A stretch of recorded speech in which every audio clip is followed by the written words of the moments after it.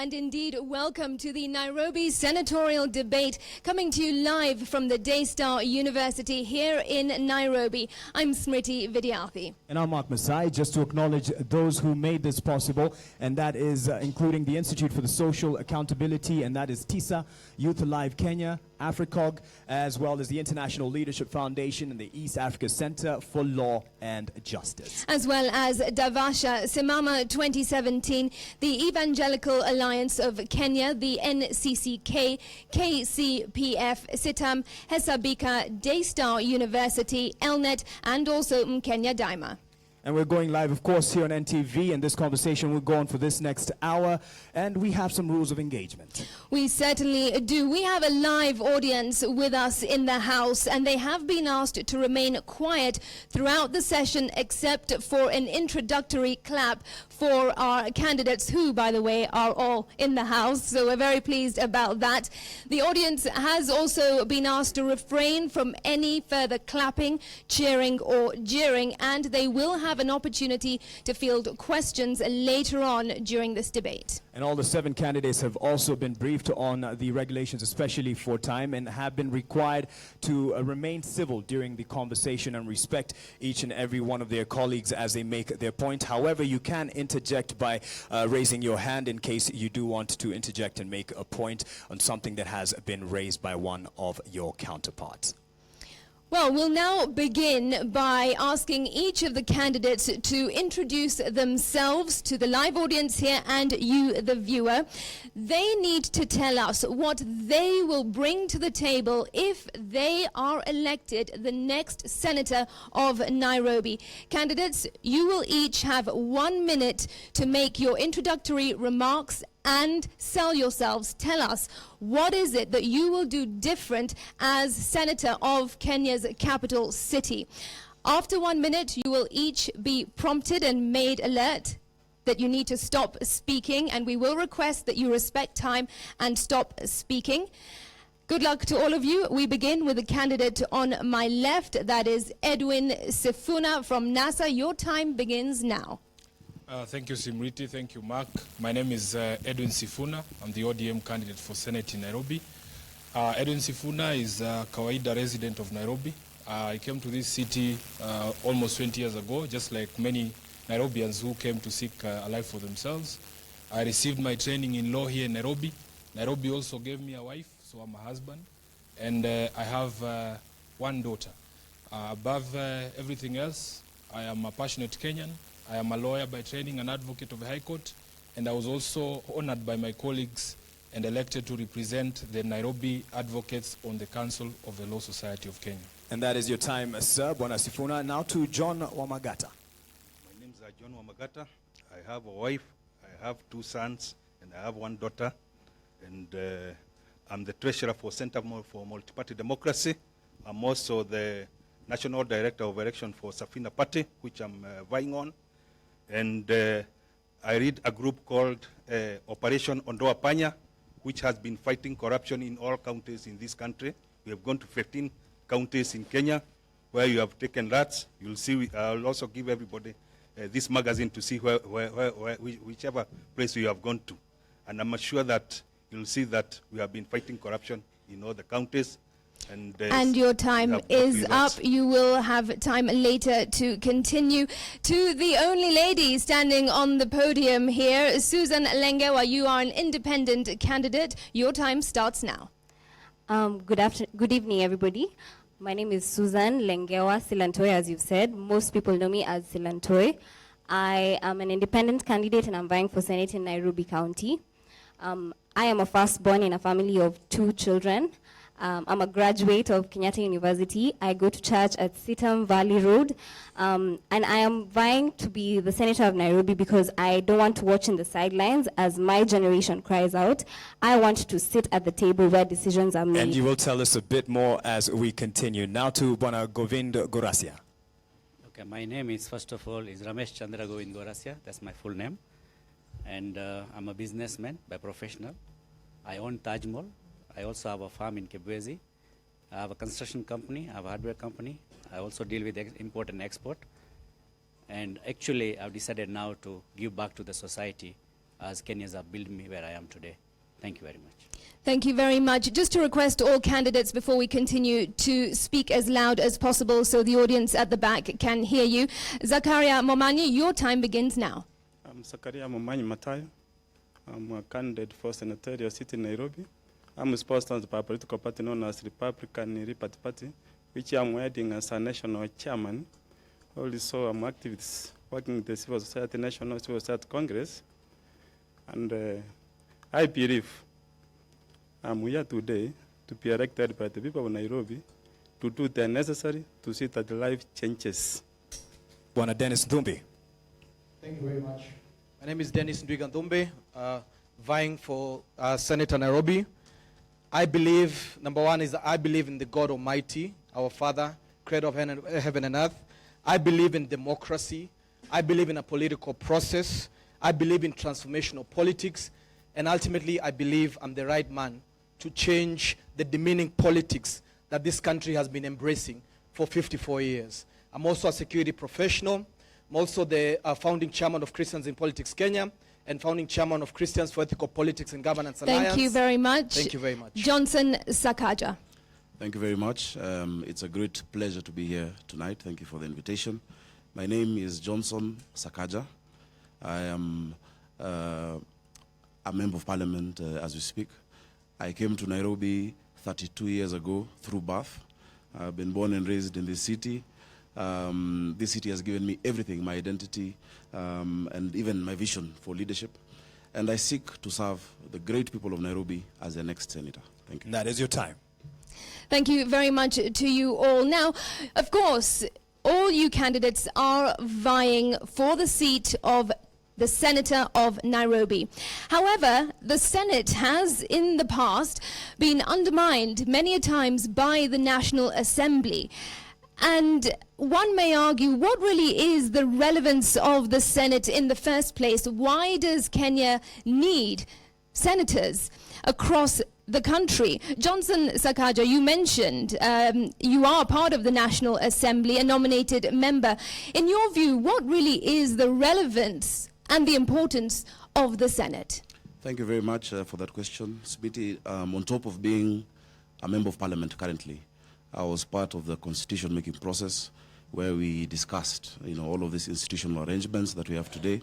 And I'd like to say that the Senate will play a critical role, and does play a critical role, not just in protecting devolution, but also in promoting devolution.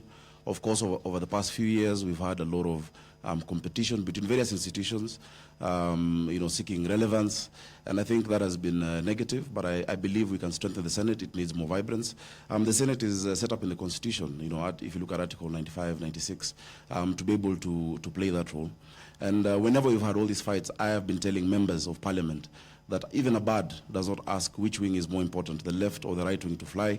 It needs both wings to be able to fly. So I think the Senate is an important part of our governance structure and of devolution. Let's talk about the relevance in terms of whether this is a hold kind of position, because several of you here have initially shown intention to run for other positions. Bwana Sakaja, you wanted to run for governor. Bwana Sifuna in Nairobi wasn't the first pick. Is this just a settling kind of position before you figure out what next? Absolutely. One of the clearest... It is. I'm saying absolutely not. One of the clearest things in my mind is where I want to go. And I believe that given the opportunity to serve in the Senate, I would actually demonstrate the importance of that house. As Smriti, your co-host, started by saying, we have seen an assault on the Senate coming mainly from the National Assembly. And in fact, I thought when you shot the question to the only member of the National Assembly on the seat, on the stage today, he would explain to you, because I am aware that in fact it is the Budget and Appropriations Committee of the National Assembly, on which he is a member, that passed a resolution to scrap the Senate because in their argument it was too expensive to maintain the Senate. So he's running for a seat that he wanted to scrap.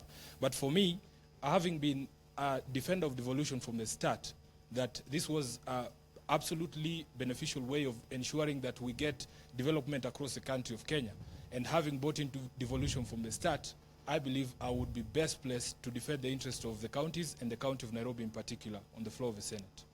Susan, why are you beginning your political career vying for the Senate? I'm vying for the Senate because I do feel like the Senate will address the issue that I feel is missing in our government today. That issue is oversight and accountability on the part of the county government and the Senate as well. I want to be there so that I can hold the county accountable on behalf of the people of Nairobi, because I feel like that is the main issue we have. We cannot have a budget of 35 billion in the past year and have not much to show for it. We cannot have 6 billion in health and not have much to show for it. The health system is crumbling, and so I feel like the Senate will address that issue. All right, and to Bwana Sakaja, just to respond to something that was brought up in terms of your current position and your importance, at least what you allude to importance of the Senate. Is it too expensive a position to hold? We should do away with? Thank you, Mark. First of all, allow me to correct Mr. Sifuna. I think research is important before coming for such debates. I am not a member of the Budget and Appropriations Committee. I'm a member of the Finance and Planning Committee. But on top of that, I'm the chairman of the Joint Committee on National Cohesion and Equal Opportunities, which means that I'm the only member of National Assembly who chairs a committee that also has senators. I've interacted with them for the last 4 years. Great men like Otenyo Kajwang, the late, men like Senator Obure, people even the age of my father. And I've been able to understand the challenges in the Senate and what needs to be done. On to your question, I don't think it's an expensive thing to have. Of course, I agree with the SRC Commission in rationalizing salaries of all office holders, but I think it's necessary. I think democracy is necessary, and we must always be able to stand as vanguards to protect the devolution that we have and the democracy that we seek. Mr. Gorasia, you are a businessman, you said. You own Taj Mall. On the topic of budgets and wage bills and finances, the wage bill takes up most of the resources. Nairobi ranks 45 out of 47 in terms of development. It in fact spends less than the required 30% that is allocated. Being the capital city of the country, what would you do as a businessman to change this? Well, I'll put everything's accountable, especially today if you look at our parking revenue. As public, we don't know how much is the revenue coming in. Land rates, we don't know what is coming in. These business licenses are there. Nobody knows how much is collected. There are daily collections of the workers. Nobody knows. So I want to make sure that every penny which is coming to our counties must be reported to the public. This is what is coming. And then whatever is spent, there are those priorities needs to be done. First, look at our housing, where people live of our country. Whenever this political career I just started because I was going to Kijijis to start donating. I was like really feeling for them from heart that this is where the Kenyans live and this is where we have a government for the last 55 years. I'm not accepting that. So that is what made me, like why I chose a senator, because a senator position is to guide even a president and governor. People don't know the power of senator. Senator is a very powerful position. It's just people are undermining it. In fact, even if I was looking at salary remuneration, they were just putting it like an MP. And whereas the senator is supposed to control whole country, including the president, if he misbehave, he could be removed by passing the regulations. So this is not the position. Somebody, if can understand, and people will understand me, I want to give this country a different direction and different change they're looking at. All right, and just to remind the lady and gentlemen that you can interject in terms of a response in case you'd want to add on to something or a rebuttal. And Bwana Wamagata, you have spoken proudly of your Ondoa Panya operation. What else would you want to Ondoa within Nairobi, having known the first run of the current senator? Let me first of all say that I've been fighting corruption when I'm outside. Now I want to fight it from within, when I'm inside, when I'm elected the senator, so that I can see that we finish corruption completely in the counties. We should make laws that seal those loopholes in the counties, so that we don't lose those the kind of finances that we are, or the revenue that we are losing. So I think I'll be more active when I'm inside the Senate to fight corruption, and also forget about the taking rats to the counties. All right, thank you for that. Zakaria, in your view, there has been talk about corruption and, of course, making changes that you or your colleagues would bring to the table. But how would you make some of the changes that Nairobi City requires? Concerning corruption, the real problems lies in deputy director of prosecution. Third job, third man there has never prosecuted even a housefly. That is where the country went wrong, and unfortunately is there for 8 years. However, when I will get in, we thought the evidences, we thought the thieves around, grabbers of land. When big projects in the slum areas, they start, and then people get out with the money. I have to take him to court. However, in the park, civil society organization where I was one of them, we are taking them to court to prevent them from ascending, but due to corruption, he made it.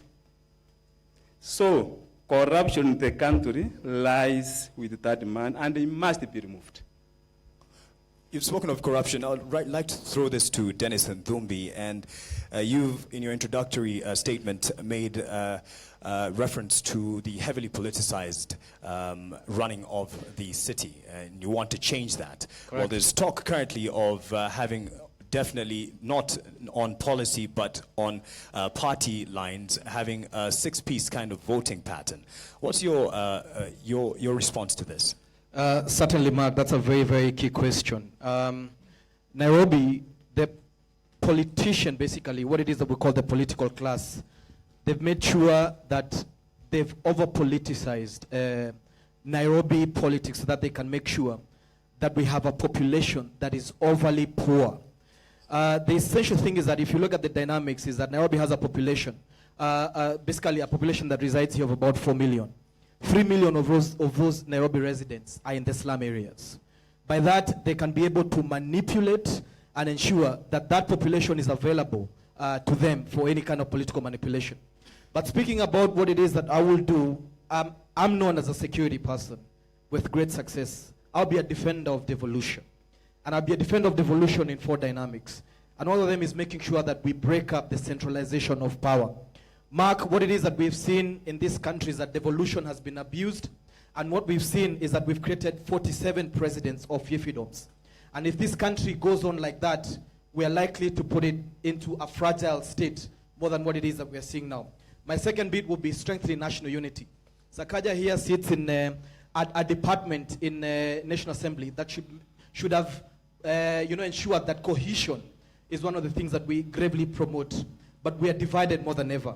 My other bit is basically enhancing local democracies, that power belongs to the people. If you look at Article 1 of the Constitution. And my last one is basically making sure that I fight for local development and service provision, which the sitting governor, both the county government and the national government, have ensured that there hasn't been any service provision. Okay. And they got in there as businessmen. Thank you. We have in the past heard many of these points before. We want to tackle corruption. Once I become senator or once I am in government, I will fight. Really, Mr. Sifuna, in your view, how has the current senator of Nairobi performed? And if not so well, what have the issues been? Why not? Well, the current senator of Nairobi has his strengths and also his weaknesses. And every time I'm asked that question, I always say, first you must understand what the role of a senator is. If your job is to defend the county of Nairobi, the county government of Nairobi, and the interest of the county government, and to defend the people of Nairobi, and to legislate on behalf of the people of Nairobi, and to oversight on behalf of people of Nairobi, then you have a solid, source from which you can go to actually grade the current senator on those 4 roles of a senator as specified under Article 96. And for me, he scores very poorly because I cannot remember any time when he stood up in the Senate or the floor of the Senate to defend the interests of Nairobi. I will give you a very easy example. The current government owes Nairobians, each Nairobian 80,000 shillings. about 72 billion shillings is owed to the county government of Nairobi. And one of the most shameful things is that when our governor went to the Senate, because the law tells him this is where you're supposed to go if you wanted somebody to defend your interests, and he asked the Senate to please help me get this money. The Senate sent him back to the courts, telling him you could very well go to the courts and get a court order to auction Parliament, which was ridiculous. So where was our senator? I know why some people might consider him, popular, because he does what he refers to as philanthropy. Nobody can ever fault philanthropy, but we are saying we need somebody in the Senate who will introduce solutions that are permanent. That when you take water with a Bowser to Korogosho slums one day, the next time you're eating meat with the president at Dagoretti Corner, tell him, hey, chief, I am not taking water this Sunday. You need to go and drill the boreholes that are in the Nairobi Water Development Master Plan. So I believe that it just requires somebody who understands the job and who has the skills. And I believe that from day one, you will be able to see the difference between Senator Sonko and Senator Sifuna. How separate is it in terms of the roles, and how significant would you be able to partner with the governor? Because it's easy to point out the senator and his failures, but they work within one county and one government at the county level. So is this also a failure as well with the governor, and how would you change that in working with the governor? First of all, I understand that the role of a senator is not to fight with the governor. The role of a senator is to fight for Nairobians. And for you, first get what the governor needs for him to be able to do his job. Then follow up and find out if that has actually been done. So the difference is in the fact that as, different from the current senator, I actually understand what the role of a senator is. So when you get your resources, for instance, just put up a fight on behalf of the people of Nairobi. And we have people here who could actually have helped to get Nairobi this money so that we have the roads and the hospitals that we talk about, but they have been sitting giddy with the government that owes Nairobians money. Now they want to come and serve in the Senate. It's absolutely ridiculous. So we need somebody who would actually put up a fight on behalf of Nairobians, and I believe I'm that. John Wamagata, do you believe you are that person that can really put up such a big fight? Because it is a huge responsibility. First of all, let me say that I'm a very tough person. Still, while I'm outside, I've been able to face governors in various counties. I remember I faced the governor of Nakuru due to the ghost workers who are there. You also saw me in Makueni, where I had gone there because of fake allowances, where I was challenging the governor there. I also went to Machakos because of the many foreign trips that were there. I also went to even Nyeri, where the governor, the MCS wanted to build a sauna and a health club. And I made sure that didn't go, which was also all over in the media. So I believe if I get that chance, I don't mind whoever comes as a governor in Nairobi, but I'm sure I can face him head on. What are some of the misplaced priorities in terms of Nairobi? You've spoken of the saunas elsewhere, but we've seen the posh gardening that has been put together, especially when we're about to have visitors to the capital. What are the misplaced priorities for Nairobi County that you've seen, that you would change?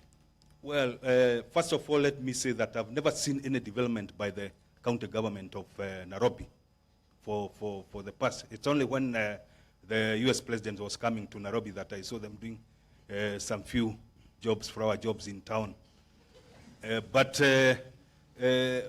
they performed very badly.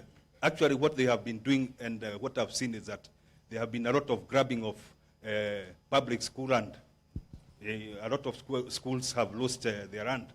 I'm also the one who recovered Isiri Market, where I took 300 young men to face the 50 people who are there and did whatever we did, which I can't say on media. Well, is that going to be your way of handling things? Well, instant justice, as has been seen elsewhere. Let me tell you, if you don't get justice, because we have already written a lot of letters to the EACC, which does not do anything. Like now, I'll give you an example. We took a letter to the EACC in Nyeri because of Muranga MCS who didn't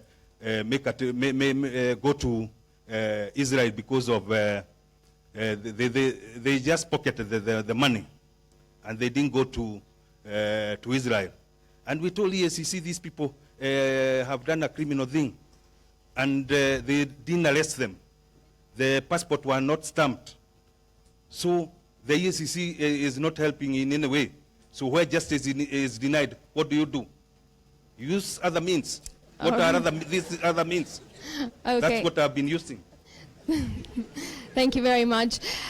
Susan, of course, you know very well that politics can be indeed dirty and a rough ride. Do you think that your youth, your lack of experience will be a disadvantage to you getting the seat as Nairobi Senator?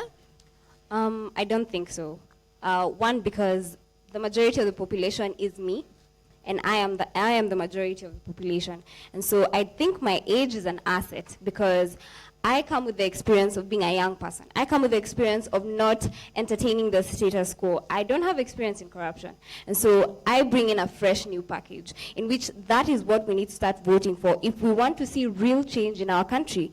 I think we as young people are really underestimated, and we have a lot of potential. And so as young people, we need to stop limiting ourselves in terms of what we can do, because this is a seat for us as well. I think it's just a misconception that it is a seat of the wazir, because as young people, we have issues that are addressed at the Senate, and if we are not there, then our issues are not properly addressed. All right. Bwana Govind, you would speak highly in terms of business and the favorable environment for business, working environment here.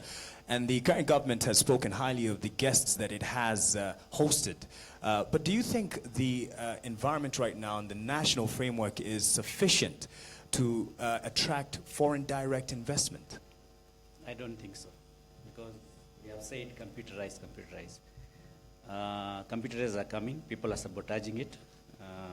If you look at our city council planning department, in around 1991, I used to get approval in 1 week. Today I get approval after 3 months. After that, you have to go to now central government. Like if you are next to the airport, you go there. Like I have put approval there is 4 years now. They tell me security, they never answer. So I think the more departments we are creating, like if you look at our ICC, this anti-corruption is there, and we have IPOA now. This is a repetition of duties which we are trying to create. We are creating more departments, we are creating more expense for the country, but it's not helping anything. The best way is to come up with the good laws to stop this nuisance which is happening in this country. Put a proper systems and let government officials to be held liable for everything. Because today law says, kupeana chai, you're in wrong. Kuchukua chai in wrong. Who is going to complain? But because the problem who is suffering today is the person who wants the service. So when he wants the service, he finds all his ways to move on with his business. If the systems were straightforward, where you send an email, you get a reply, which we don't get in our government, okay? And if you look at, we are talking of corruption. Corruption cannot be finished. Like if you look at our NYS fund, it was lost. People were taken round and round and there, no result. End of the day, money was lost and nobody was jailed. And how do you intend to change these systems? This system can only be changed when you put proper computerized system with the highly secured programs. Because today, the programs have been created, just made for themselves, where they can able to insert something. The other day, I had a bill of land rates, 450,000. The lady told me, you pay me half, I'll able to make for you zero. How? When the computerized system is there, so what did how you is say that to lady her? will able to do that?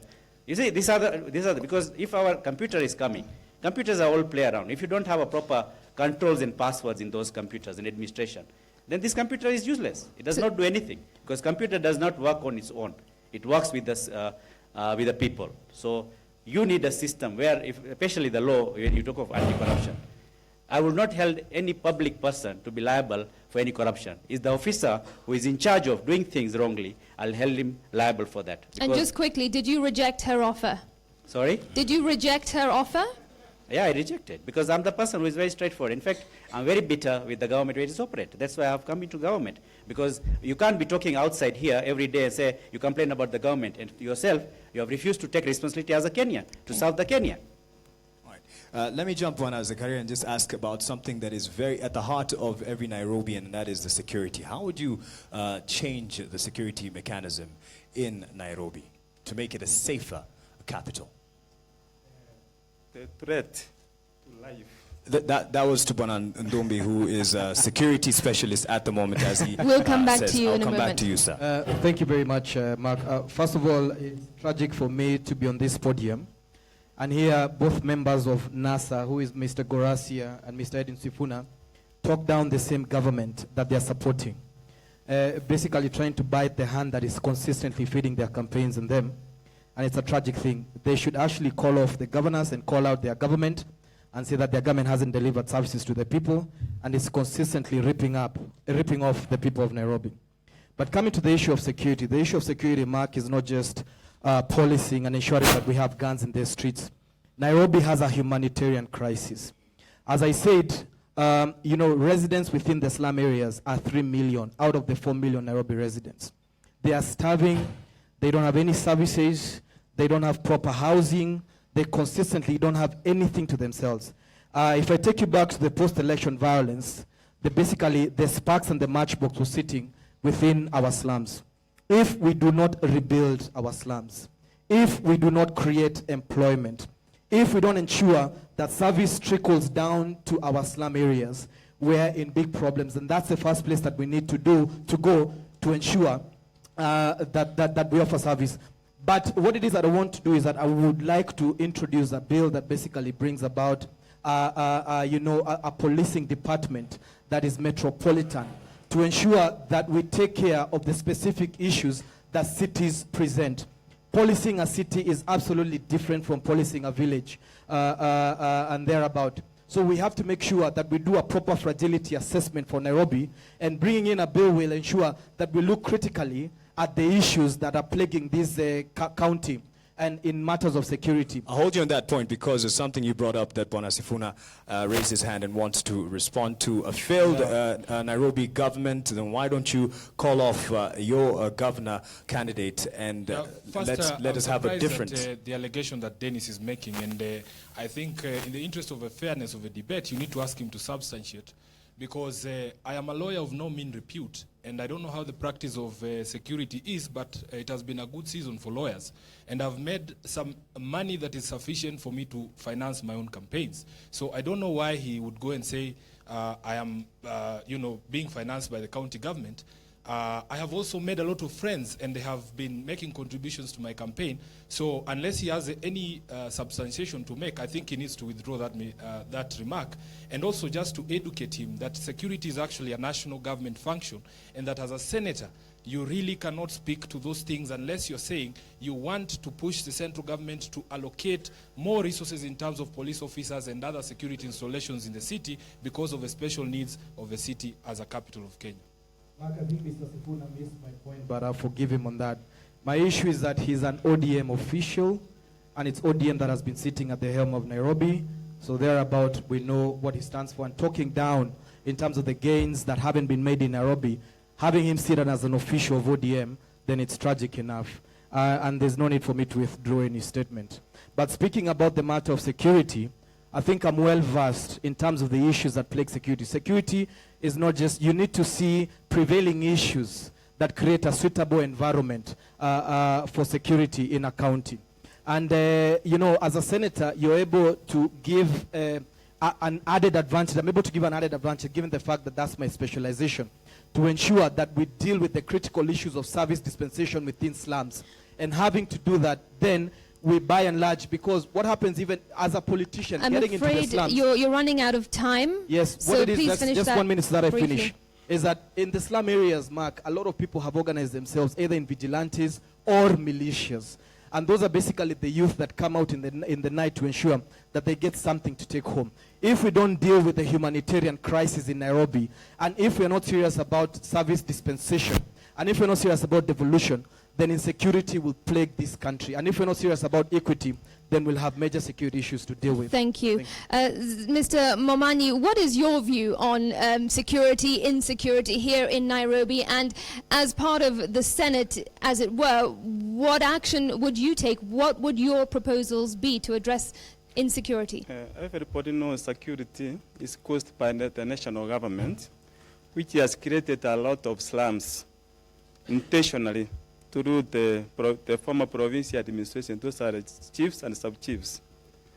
But when in the Senate, because I know the fears, I know the feeling of the people of slums, I've interacted with them in terms of wealth, water, education, and all of these jobs. So if you go there, Other people are living without working. Others are working without living.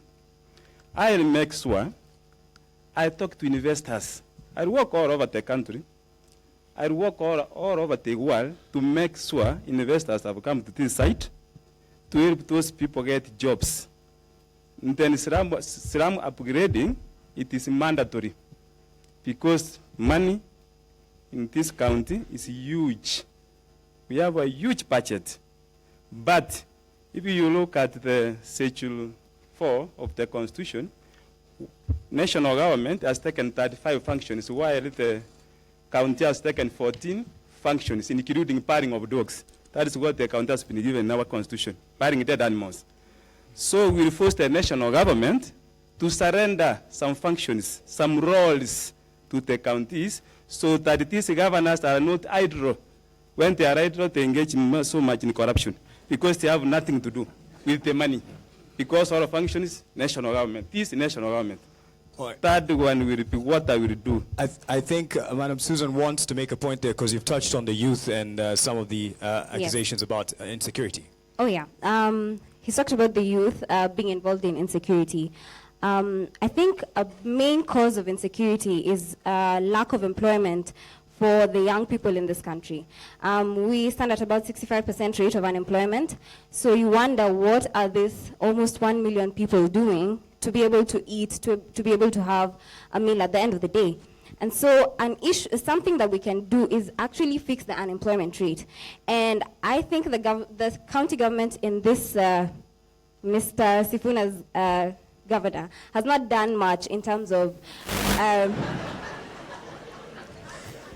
he has not done much in terms of youth, because if you look at the budgets for the year 2016-2017, there's only 20 million allocated to the youth empowerment as compared to the 35 billion budget that is there. That is just about 0.0005 of the county budget. And it puts me in an awkward situation. Like, people are always talking about putting the youth affairs at the forefront, and yet they allocate 0.0005% of the budget. That is nothing but lip service to the youth. And so if we are able to empower our youth to be able to give them employment, then we can deal with some of the issues of insecurity. Right, just a point here, because I need to engage Sakaja, and we have a few minutes, just a couple of minutes. How do we separate? We've talked about the National Assembly and the relationship with the Senate, and I'll give you an opportunity to give the rebuttals. But how different is it, or separate, with the governor as well? Your relationship with the governor, because your party has been, going ahead about the 6-piece voting. Is that to say that we have to have the same governor and the same Senate from the same party, you can read from the same page so that we can work, or is that from what we've seen with the current government? Mark, please, you'll allow me to give rebuttals and answer this. I think... Real quick, please. I'll cut off a break. Number one, I must support what Susan Silantoy has said when she was asked whether being young has been a disadvantage to her. And I want to encourage her as a young person, from the book of 1 Timothy 4:12, do not let anyone look down upon you because you're young, but set an example. I've gone through that. I became chairman of a ruling party at age 27, chairing people older than my parents. In the beginning, they were very dismissive, but after that, I got tremendous respect, and I still do across the divide. I also want to support that, the fact that the problem with insecurity in Nairobi and in this country is not about policing. It's not about adding, the number of police and equipment. It's about creating opportunities for these young people. The biggest threat to our security in this country is millions of disillusioned, disengaged, and hopeless young people out there who do not have anything to hope for. And that is why, as a member of parliament, I have brought legislation repeatedly that has passed parliament that addresses these issues. I brought a 30% amendment to the Public Procurement and Disposal Act, that 30% of all procurement should be reserved for young people, women, and persons with disability, to engage them economically. It is not being implemented in Nairobi. It is not being implemented by many of the ministries, and I've been playing an oversight role to that. And I was releasing a list of shame of ministries and county governments, and Nairobi is one of the worst. Number two, I brought legislation about the National Employment Authority, where we can actually make sure that these young people in Kenya and in Nairobi get a fair shot at life. That it doesn't matter where you're from, what your name is, so long as you have the requisite qualifications to provide internship opportunities for children in universities like this one, Daystar, and to make sure that we match the skills being taught in university with what is being needed in the job market. Because what is going on in many universities is simply postponing the unemployment of our young people. Unless you address that, even if you have 1 million cops, they will still be insecure. Okay, thank you very much for that point. I'm afraid at this point we don't have time for rebuttals, but we will continue this conversation. We do need to take a break right here. To our candidates, thank you very much, but be sure this conversation continues after the 9 o'clock news. You are indeed watching the Nairobi Senatorial debate, coming to you live from the Daystar University with a full house of 7 candidates and a full live audience as well. When we return, we'll hear much more. For now, though, over to studio for NTV Weekend Edition with Victoria Rubadiri.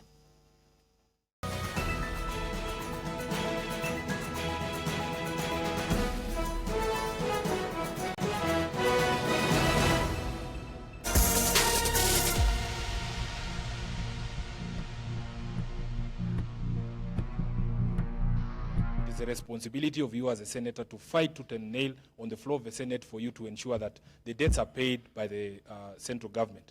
Number two, we do know that Nairobi inherited a very hefty wage bill, and there have been processes that the county has gone through, including cleaning up its workforce to remove the ghost workers. But we do know that the wage bill remains the single most expensive item for the county of Nairobi. Now, what we need to do, and you see, in recognition of the special status of Nairobi, Parliament, after the promulgation of the Constitution, actually passed the Urban Areas and Cities Act that required that the central government, in addition to the money that comes to the county government of Nairobi from devolution, receives direct financial support to support the programs of Nairobi from the national government. We have not seen that happening. Now, if indeed, for instance, I told you the central government has refused to pay Nairobians 72 billion shillings. If you are able to get that money for Nairobians, then there's so many things that we can do. We can do our roads. We can get more bed space in Pumwani maternity. We can get, more street lighting in Nairobi. But why would the central government refuse to pay rates? And when they went to the Senate, the governor went to the Senate, he actually was told, why don't you auction the National Assembly or the buildings of Parliament? It is an abdication of duty from the current senator and the current Senate that they actually refuse to help the county government of Nairobi when they have the responsibility under the Constitution to defend the county. Thank you. John Wamagata, do you agree with those points before I put the question to you? Well, I agree, but let me say that the work of a senator is to safeguard the interest of the county government and also to protect the interest of the county government. Let me first of all say, if the central government owes the county government 72 billion shillings, what should happen is that if laws are enacted and they don't work, now what else do you do? The first thing is you just go to that parliament, cut the water pipe which goes to that place, and cut the powers which goes to that place. Also go even to the presidential place, cut everything. So even all the ministries, go and cut all waters which go to that place. Would you really do that? And that is the only language they can understand. But would you really do that? Well, I've already done that before. Even I've taken pigs to that parliament. So when taps run dry, it's because of you? Huh? When taps run dry, it's because of you? Yeah, that way they'll feel it. So it's better they stay without water and we stay without their money. That once they understand that, you can be sure they will start releasing and you'll sit down and negotiate. All right. Because that's the way Kenyans understand things. All right, and do you think that is the most practical way to address such serious issues such as the debt and the wage bill? Well, I agree with you, but you're talking as if you are a person who has not been living in Kenya. And you know Kenyans road don't work here. We waste a lot of time in courts everywhere. So what do you do? Those are the only way. If justice is denied, take it by force. Thank you. I'd place it to Suzanne. I mean, his approach definitely, some would say, would bring results. Would you agree, as well as your response to the hefty wage bill and the debt from the national government? Well, that is his response, and I will leave it for him. But in regards to the debt, I think Nairobi is not using its money well to begin with. The funds that we have, we're not utilizing them appropriately. I'll start by saying the county revenue that we collect is about an average of 10 billion every year.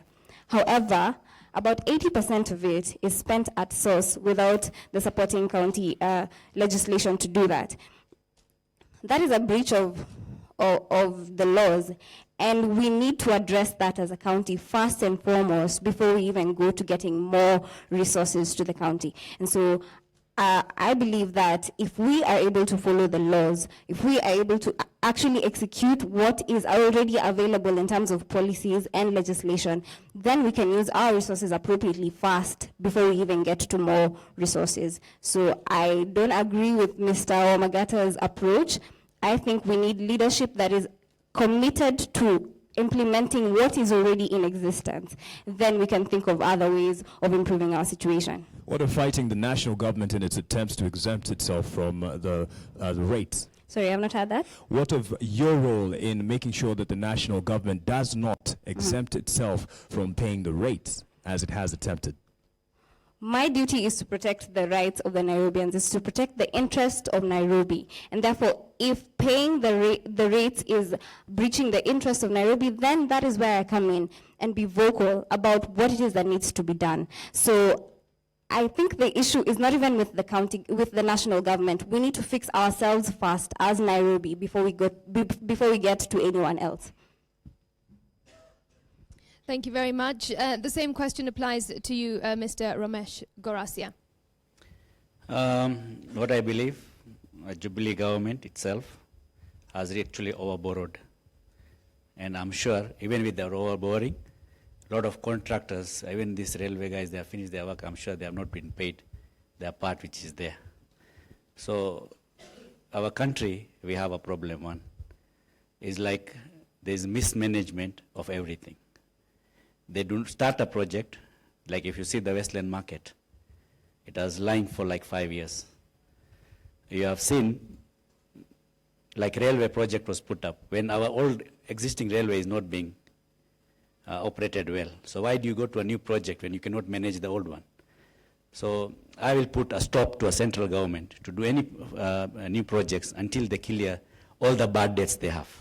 Is not only county government, I'm sure they have a bad debts of even the private sectors. In our private sectors are falling because they are overborrowing from the local market. Now there's no money in circulation, so what do you expect? That's why you expect things are not moving. So when the things are not moving, there is no proper calculations of income and expense of our central government.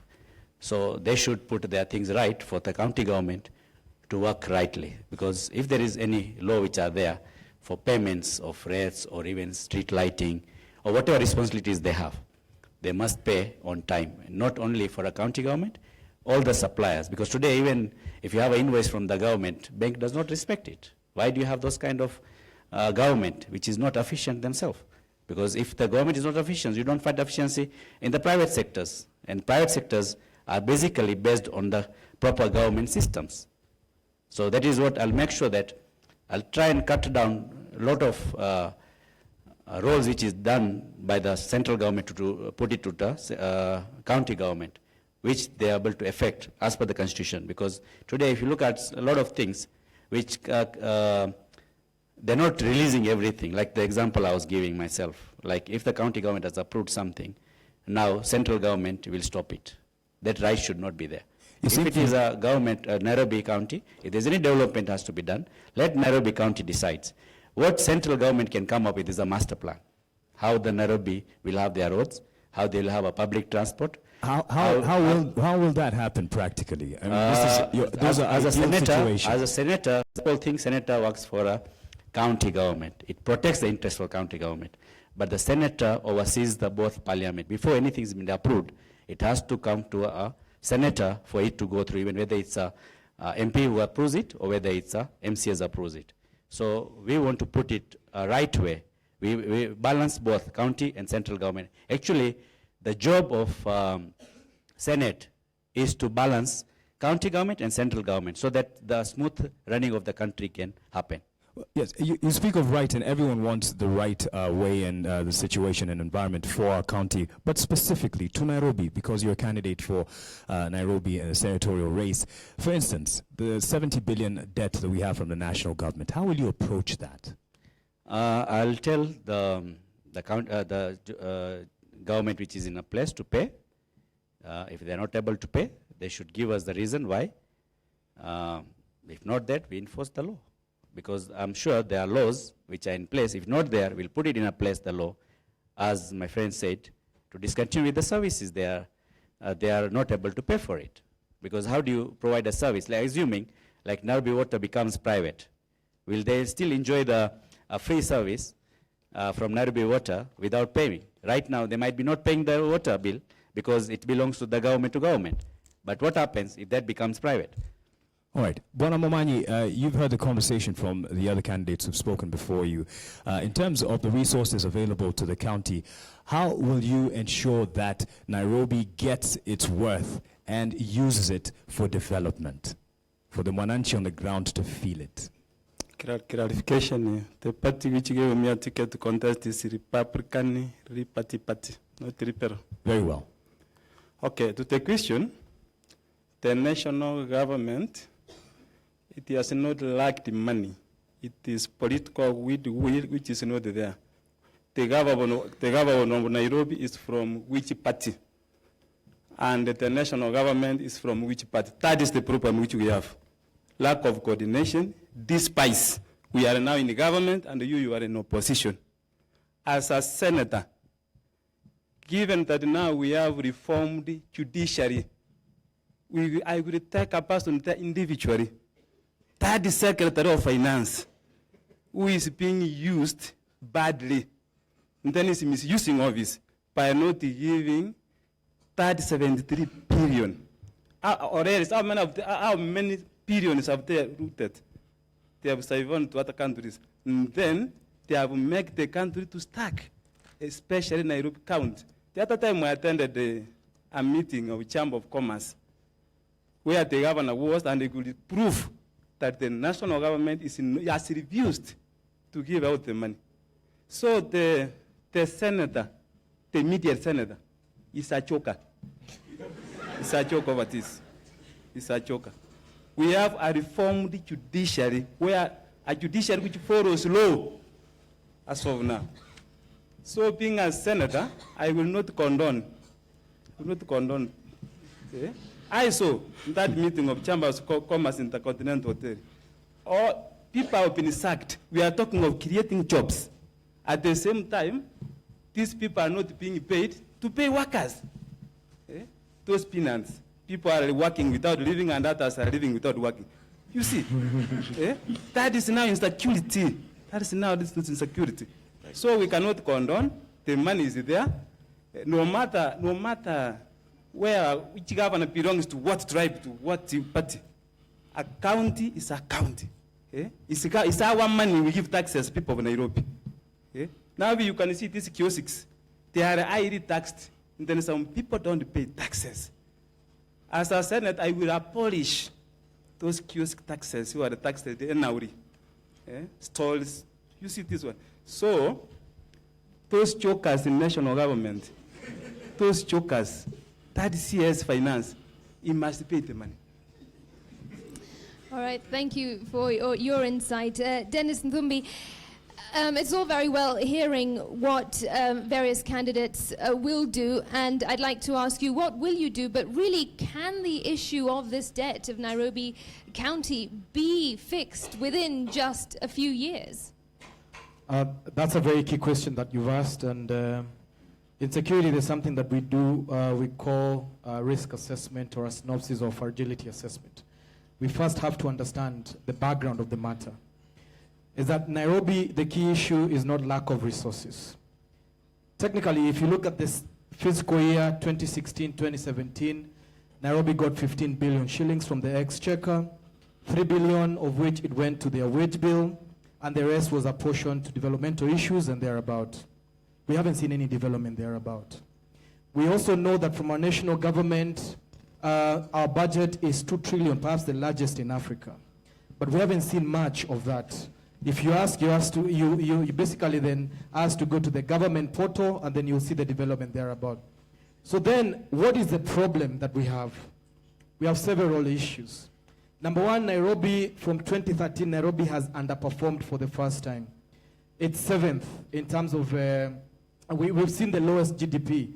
It's number 7 out of the rest of the counties. That means Nairobi is collecting but not remitting to the exchequer. The other thing, of course, is corrupt leadership and cartels running the city. So what does that tell us? It tells us Nairobi, Jubilee, both Jubilee and ODM or the coalition, got a split in terms of MCAs.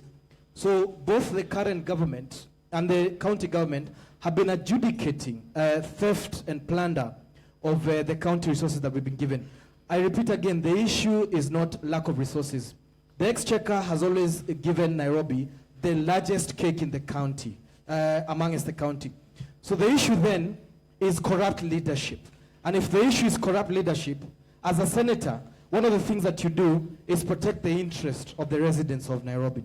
The first thing that we need to do for us to see that there's development and service dispensation in Nairobi is to stop corruption. Therefore, we don't have to wait for 5 years for corrupt leaders to sit in office. The big question is how. Everybody here agrees with you So I that we think need that to the stop first thing that I corruption. will do is protect the interest of Nairobi residents in 3 ways. I'll give you a chance to go to the 3 ways, because I believe the audience here has some questions that will address that. But I need to give Mark, you need to give me an Sakaja. additional time. You give the rest. Just give me 2 Sakaja minutes hasn't of even it. spoken, and we need to take a Sakaja will quick come break, speak, and but I you believe will that, you will also have a my 2 chance, minutes are not because over. we've responded. Actually, it's more than 2 minutes if we're honest, Bwana Dennis. So just bear with me, because you'll have an opportunity, especially from the audience. We have to take a quick break. But Bwana Sakaja, is this issue a scapegoat from the county government that the national government isn't paying? They've inherited a hefty wage bill. Is this being a scapegoat? Indeed, your words, not mine, and I would like to reiterate them and associate myself with those. It's a scapegoat. And I don't imagine if Nairobi has not been able to account for the billions it's received over the 4 years, why would anyone throw 70-something billion back into that hole? The first issue is accountability, and we must plug that hole. But secondly, how do we get this money, and how do we sort out the issue of resource allocation? Now let me explain to you why I need to be the next senator of Nairobi, because I understand how these things work, I understand how the Senate works, I understand how money is allocated to counties. There are a number of pieces of legislation that we need to look at. Number one, it is very easy through the Senate to arbitrate between national government and county government and deal with what we call the division of revenue bill. If the debt is actually, a registered debt and it's clear, to remove that 70-something billion as a conditional allocation to Nairobi County in the division of revenue bill and county allocation of revenue bill, and spread out how much, how long it is paid. And all this is once that hole in the county is plugged. Secondly, we must look at the county allocation of revenue bill. If you look at the county allocation of revenue bill, we have what we call the formula for horizontal allocation of money to counties. And I know this because I have written a book on fiscal decentralization and the operational framework of it, together with the ICJ, International Commission of Jurists, that looks at the principles of devolution. When you look at the formula that is used to allocate money to counties, there are certain issues that must be changed. And I'm very glad I can see some of my MCAs here in Nairobi, as well as Mama Nai, Rachel Chebesh, and they understand what I'm talking about. Number one, almost 70% of how much you give a county is based on how many people are there and how poor they are. Poverty index, that is one variable that must be changed. Poverty index only measures darkness. We need to have human development index that looks at access to roads, to water, and all of these amenities changed. Number two, you must move Nairobi. You must move Nairobi from the formula of allocation, because if you look at, for instance, the formula in India, it has what we call provincial GDP. Provincial GDP says if a province, and that's an example in India, is producing X amount to the GDP and Nairobi produces 60%, it needs to have a certain return of that. All right. Let me hold you on that point. And we'll continue. Thank you, Nthumbi, for helping. I think I'm not understanding you practically. So if you may just bear with me, we'll have to take a break. Ndumbi, your question and your address to how you will be able to tackle corruption will be put forward from the audience when we get back from the break, because someone here has an issue about the cartels. But I'll let you also exhaust your particular point. You're watching the Nairobi Senatorial debate right here from the Daystar University. We'll be back shortly.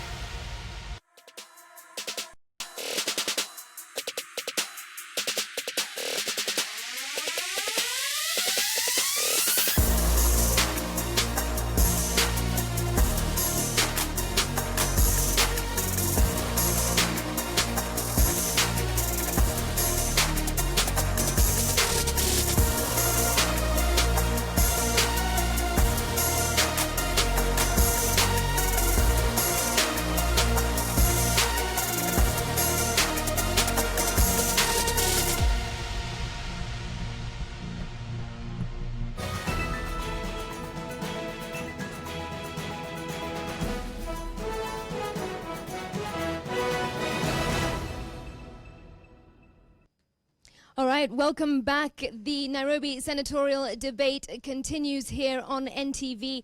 And now it is time for our questions to field, I beg your pardon, for our audience to field their questions to the candidates. So first and foremost, I would like to invite Jessica to come forward to the microphone. Jessica, please tell us where in Nairobi you're from and then put your question to the candidate that you wish to answer that question. Jessica. Okay, my name is Jessica. I'm from the Ngara area, and I would like to ask Sakaja a question about county assembly empowerment.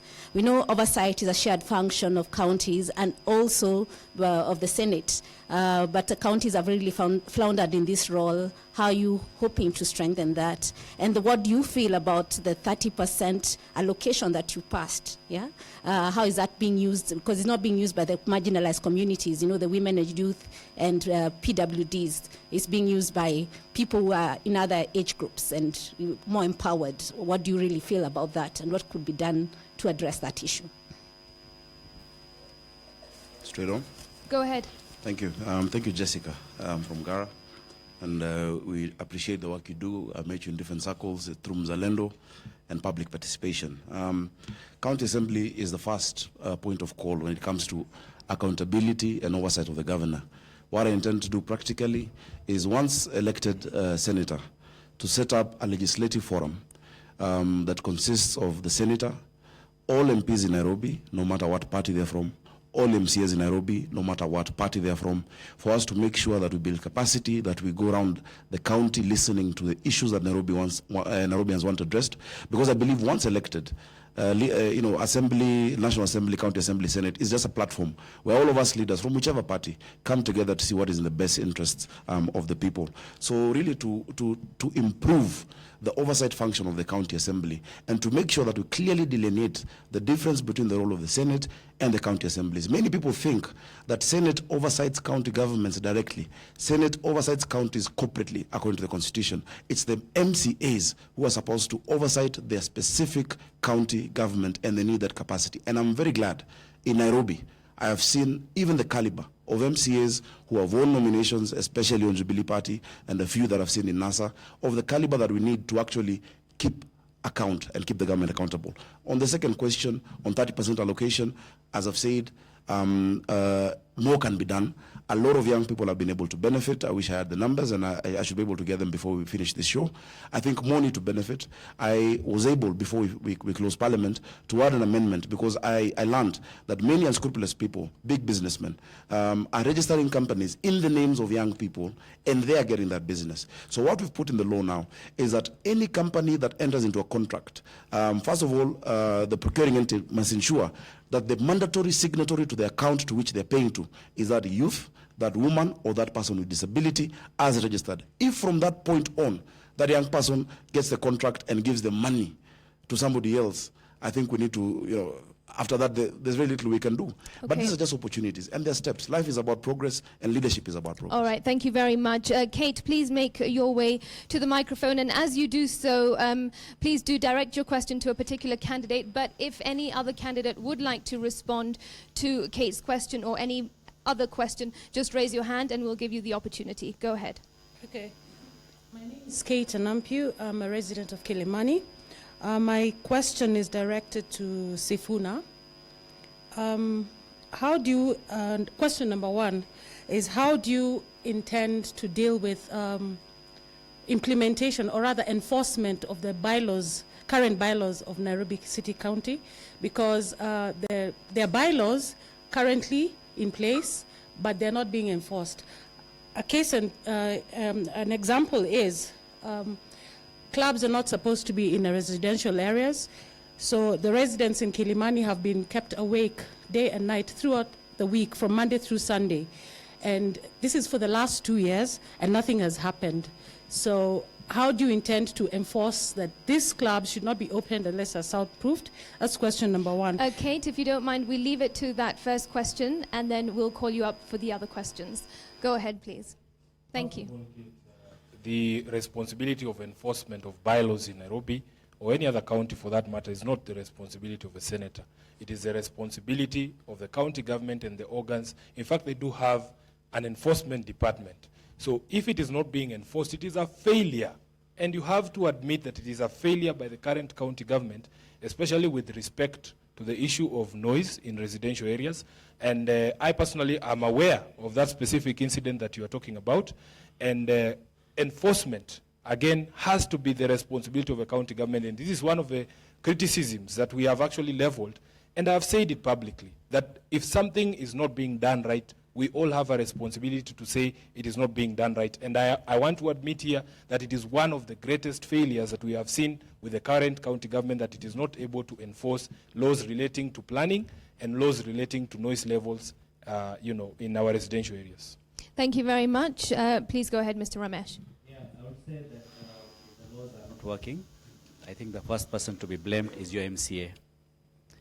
And where it comes to senator, you complain about your MCA to the senator, and we take actions against the senator because, against the MCA, because MCA are supposed to make sure that their ward is been performing by all the administrators which are working there, or they should report those administrators to the governor to be removed. And we find that all these complaints are coming from all Nairobi. Then we should pass the legislation to remove even governor, to bring the new governor to what needs to be done for the Nairobi should be done.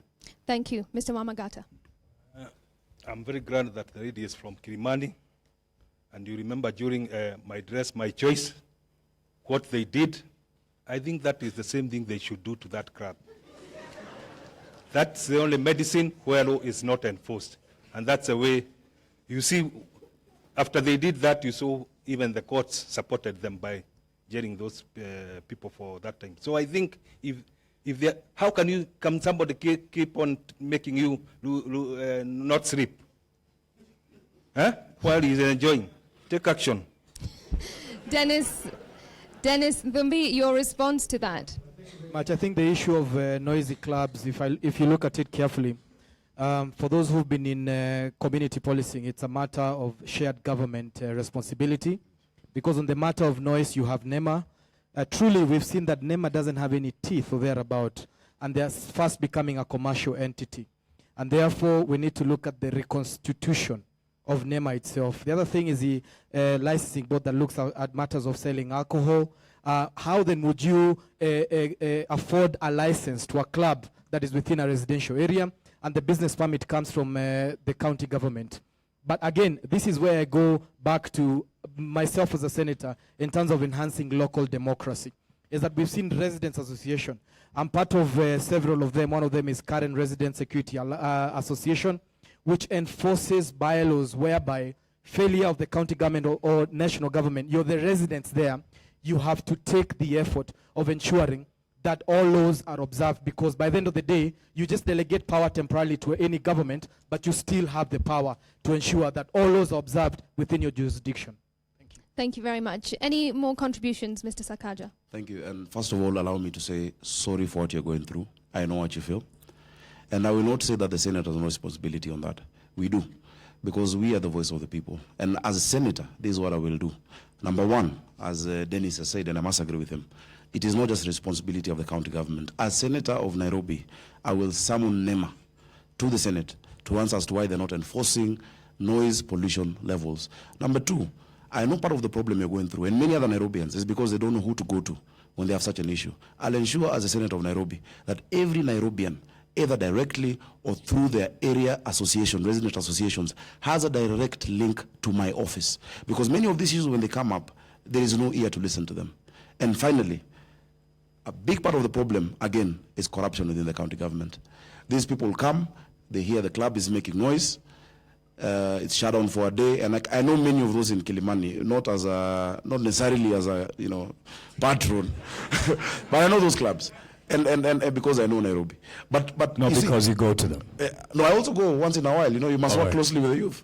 But let me say this. So a club is shut down, and the next day, because somebody has parted with money to the city inspectorate, the club is up and running.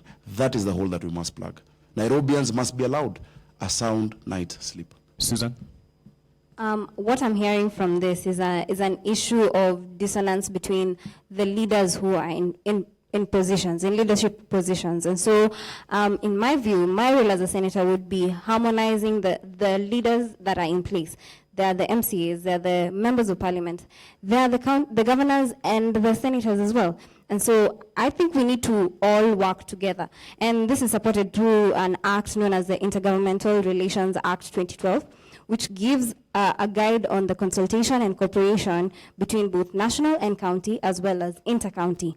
And it aims to to specifically minimize disputes. And I think an issue of that is because of a dispute in the leadership as a whole. And so we cannot continue to have this kind of drama in Nairobi because it is unfortunate, because the people who are left to suffer are the people.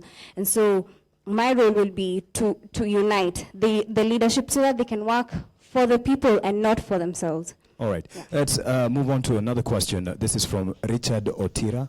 Richard Otira, if you make your way to one of the mic stands and direct your question. My name is Richard Otira from Kibera, courtesy of Youth Alive Kenya.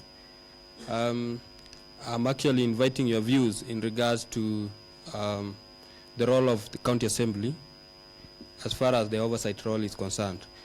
In the first 4.5 years in our experiencing the devolution, we have experienced several governors being impeached, and that has actually derailed the service provision at the county level.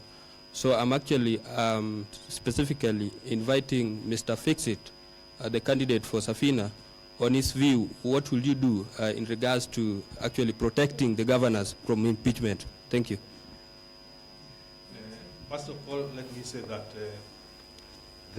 the Senate that we have got today, what they do is when they call a governor, they tell him, umekuja na nini ya wazee.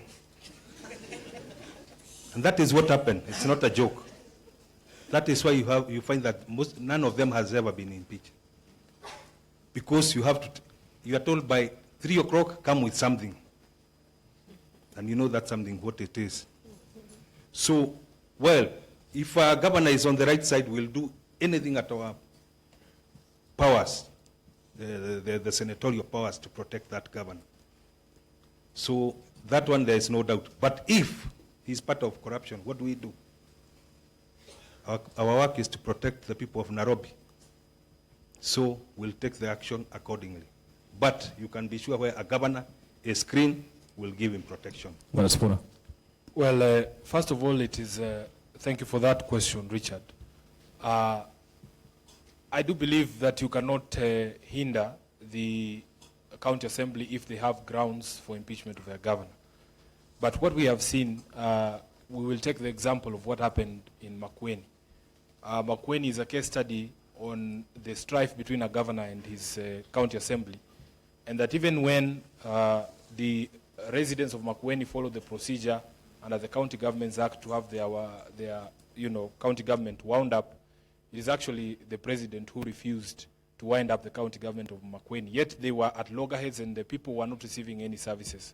We have had another problem that the judiciary, through its interpretation of the law, and this is something that I have disagreed openly with the judiciary about, that they have sought to insert themselves in the process of removal of governors, such that they have even on occasion stopped debate on the floor of the House through court injunctions, debating the removal of governors. And I have defended openly the right of Parliament to control its own procedure and to be able to debate, because as a watchdog of the people, they should be allowed to conduct their business. And if somebody has a grievance, then probably they bring it before the courts. But the courts have kept also providing this stumbling block to holding these governors to account. Okay. Madam Susan, and then I'll ask Ann Kioko, who has a question, to make her way to the mic stand on this particular issue that was put forward by Richard. All right. I think at the end of the day, we take away what devolution was actually meant to do for us as a people. And so the bickering between the county government and the governors is really removing the issue, what the people really need, and putting the focus on the power and the county governors and what they're doing, which is not correct. I think devolution should have is supposed to devolve power and representation, but at the same time, it's also supposed to devolve resources and services. And if we focus more on devolving the resources and the services, we will stop the whole bickering about power and representation. And so we need to really go back to what is the issue that people are going through, and not how the governor is doing what and not doing what. We need to really fix the issues of the people And that is the main issue. Thank you. And just before you ask your question, we have a couple of other candidates that want to address this one. Dennis, go ahead. Thank you very much. I'm actually glad that question came from Kibra because Kibra has one of the largest numbers of Nairobi residents. It actually goes to about 1 million strong. And there's been a lot of studies that have been done around Kibra. But that notwithstanding the question, the thing about devolution is, and what I will do as a senator, is by the end of the day and constantly is to push breaking up of centralization of power. The opportunity that devolution presented to us is to correct over-centralization of power. And what you see with the MCAs and the governor, really, it's about power, it's about money, and what we need to focus on in Nairobi is to focus on improving local development and service delivery. One of the things I intend to do is to raise an oversight team of 2 million Nairobi residents so that they can keep their MCAs busy with demands in terms of service delivery and what it is that is supposed to be done. Also, that notwithstanding, one of the things that we need to do is focus again on the issue of corruption, because we know, again, the issue of dethroning the governor has a lot to do with money and corruption, and so we need to be able, as a county government, to focus on development and service delivery to ensure that the people are serviced. Thank you. And Mr. Ramesh. I would say the problem is from the public themselves. All these things is spoiling is public themselves, because when there's a time of elections, they expect something from the leaders. If the leaders will going to spend their money, they'll definitely return their money. So this is the time, right time. If you really want a good governance, don't look at their tribes, don't look at their party, look at the person, what you're going to do. There are two things you need to look at on the person: management skill and I say raw ya kufanya kazi ya wananchi. If there is no heart for the people and he has management skill, that management skill he can use it two ways: either to steal and hide things, or he can use it properly. But if he has a heart towards the country and he has the management skill, that's the way forward. Otherwise, we'll be going to be taken round and round, and end of the day, you'll find no result. They'll be all working, because anytime governor wants to get something approved from the MCAs, they ask for something, which is wrong. Because you are the people who have put those MCAs there, which have no interest for the country. They have interest for building themselves, which is wrong.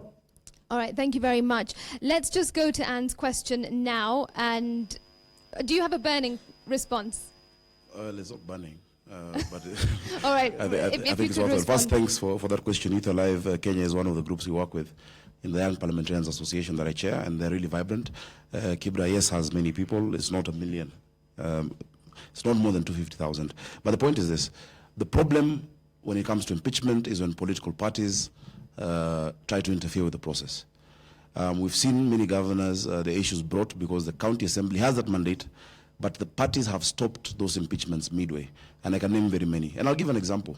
When I was chairman of the National Alliance, one of my governors had an impeachment case that was pursued in the county assembly and further brought to the Senate. I was approached by many people to try and stop it, to call the MCAs and read the Riot Act. But I said accountability must start somewhere. I refused to intervene in that, and it took its natural course. Unfortunately, it is still stuck in the court.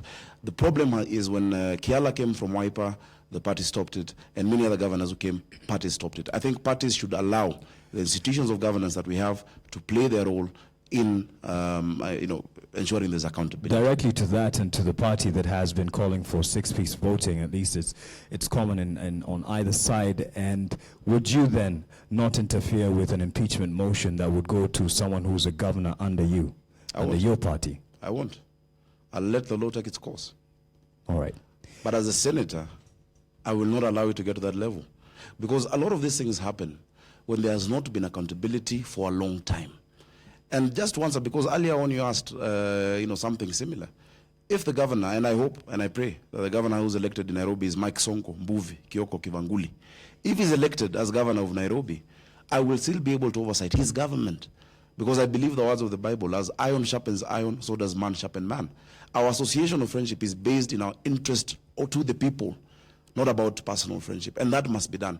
We must be able to separate, whatever way you fraternize with what mandate you're holding as office of the senator and as office of the governor. All right, thank you very much. And thank you for your patience. Please go ahead with your question and tell us where in Nairobi you're from. From Ngong Road.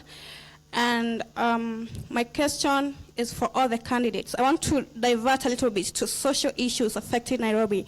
And my question will be based from Article 45 of the Constitution and Article 26 of the Constitution.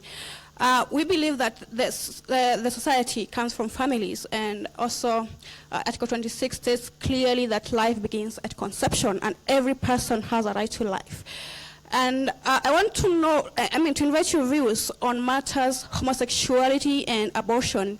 And also in our slums, for example, Kibera, I've gone to other slums in Nairobi. I've seen girls as young as 10 years being given contraceptives. Is this right? So I'm inviting your views on these issues, matters contraception for our 10-year-olds, matters comprehensive sexuality education for our young children, and matters abortion. Where does life begin? And why are you trying to define this? And also matters homosexuality. Can you vote for a law on this? Thank you. And thank you. Let's first get a response from Mr. Momanyi.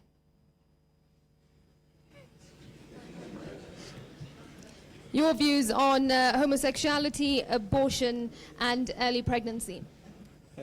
Republican Liberty Party, sometimes back 2014, did take appeal to Parliament to question African values, traditional African family values. So, as a party, what we did, we have set the rehabilitation centers countrywide, because we come to find that this is no person is being born gay. Yeah? No person is being born. Those are habits, which is some people, few individuals within our society. So we in conjunction with some governors in Mombasa, some areas, we took. However, this question regarding Europe, America, they hated us.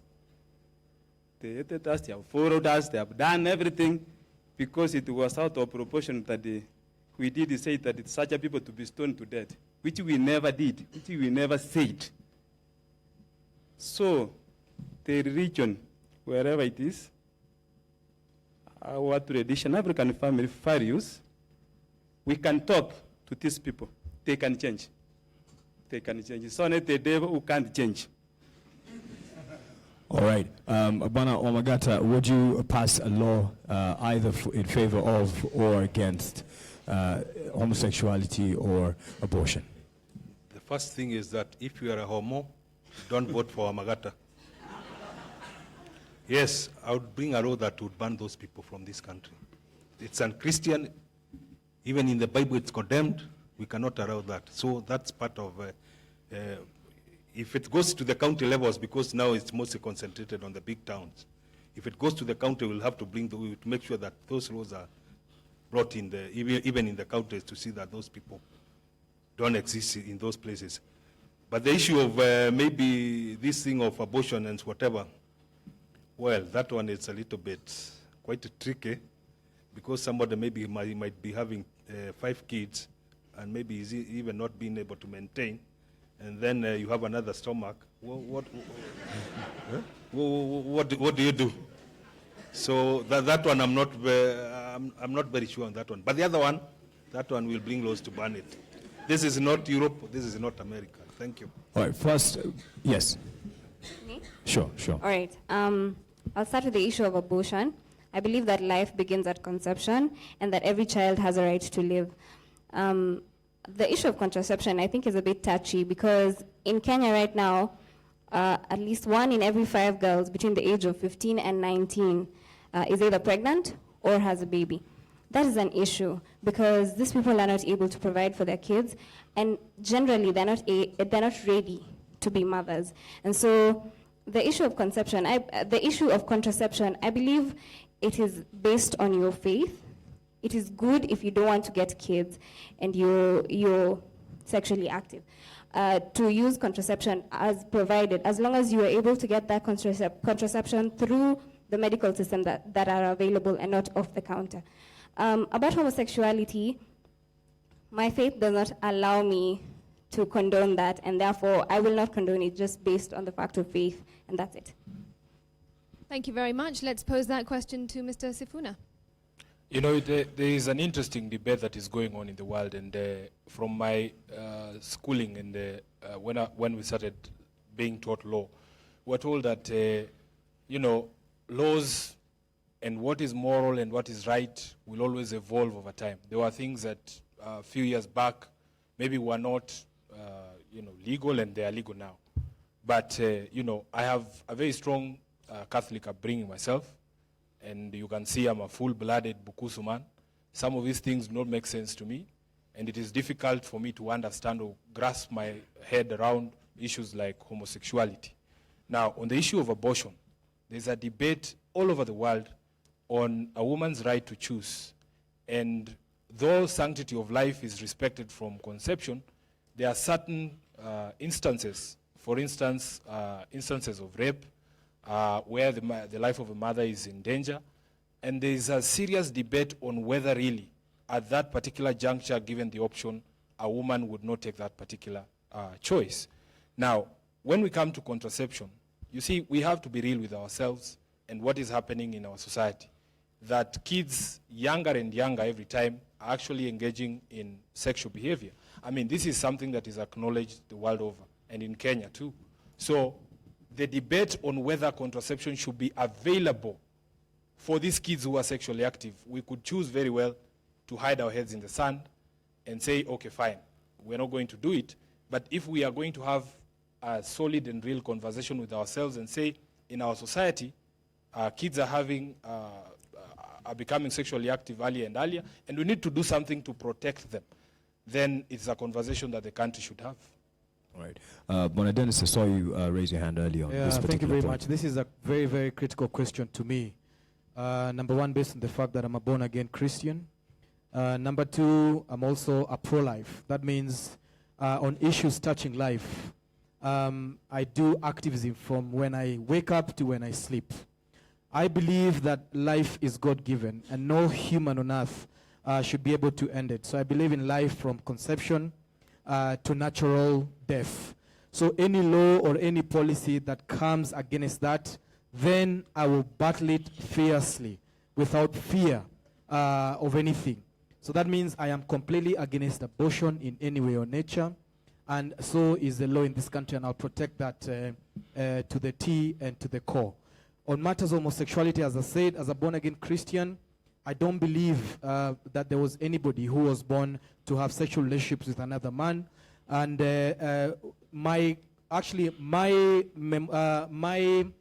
plan is to bring in a moral reformation. We have to be alive to the fact that we have certain moral issues that are plaguing our families. And in this country and in this county, we have to build our population and our communities right from the family level. And we have to ask ourselves, who is a custodian of morality? Is it schools, or is it the courts, or is it the church? And it lies at the family level. And I'll be able to work with the faith-based organizations and other organizations to ensure that we have a moral rebirth in this country.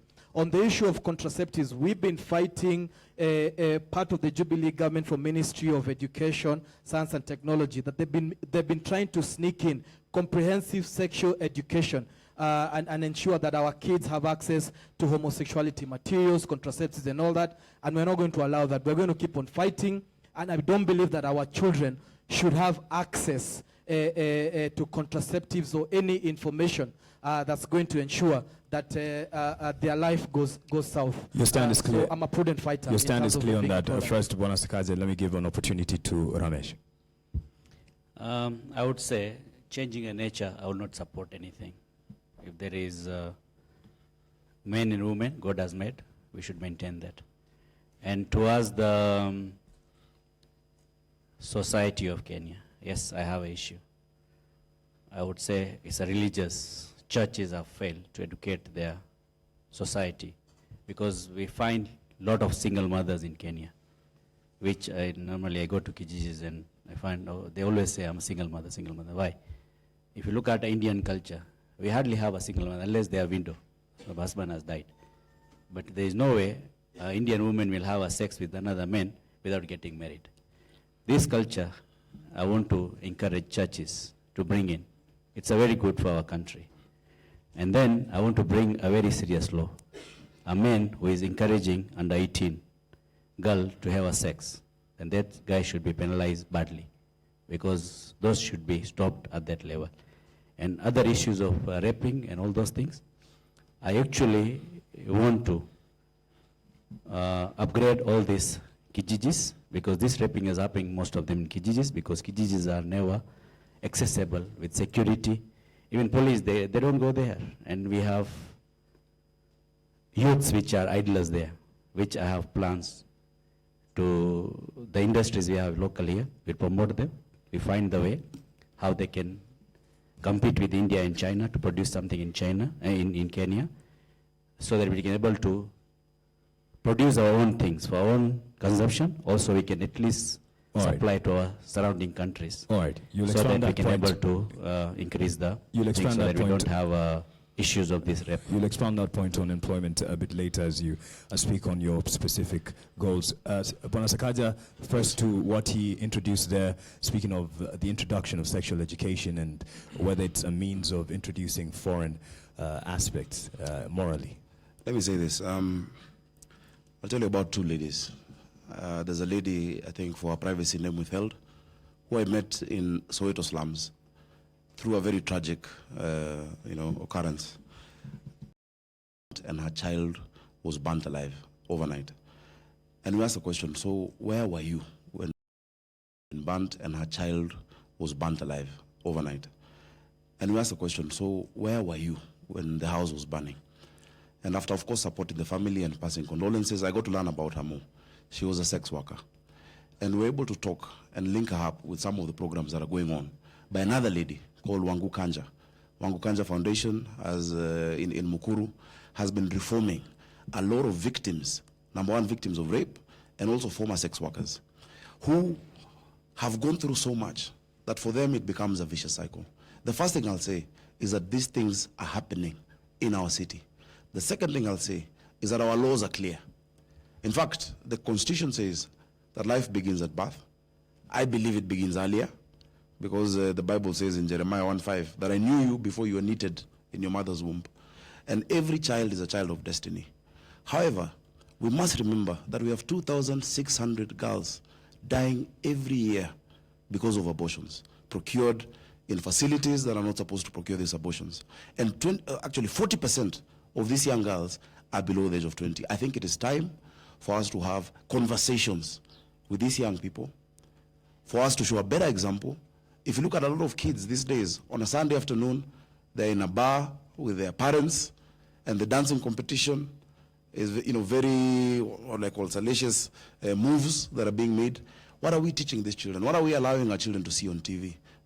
What happened to the value system where we learn from our parents? Those are the discussions we must have. The church must start talking about sex and reproductive health. And finally, because this is one of the pillars under the Young Parliamentarians Association, which I've led for the last 5 years, reproductive health. We need to have facilities where a young person can feel confident and not judged when they go in to discuss about their reproductive health.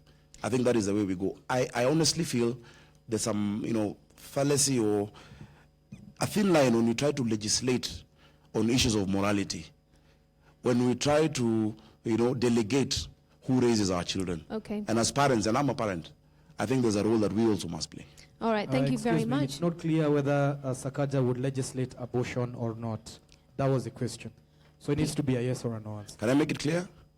I have said, on top of what the Constitution says, that life begins at birth. I believe life begins before, because we are formed. God says he knew you before you were formed in your mother's womb. I do not believe in abortion. I also have Christian values. I don't have a prayer shawl, but I am born again.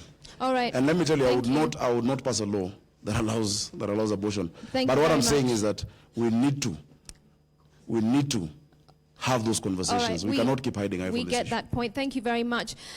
Due to the interest of time, I'm afraid we will just have one more question from Robin. Please come forward, Robin, and ask your question.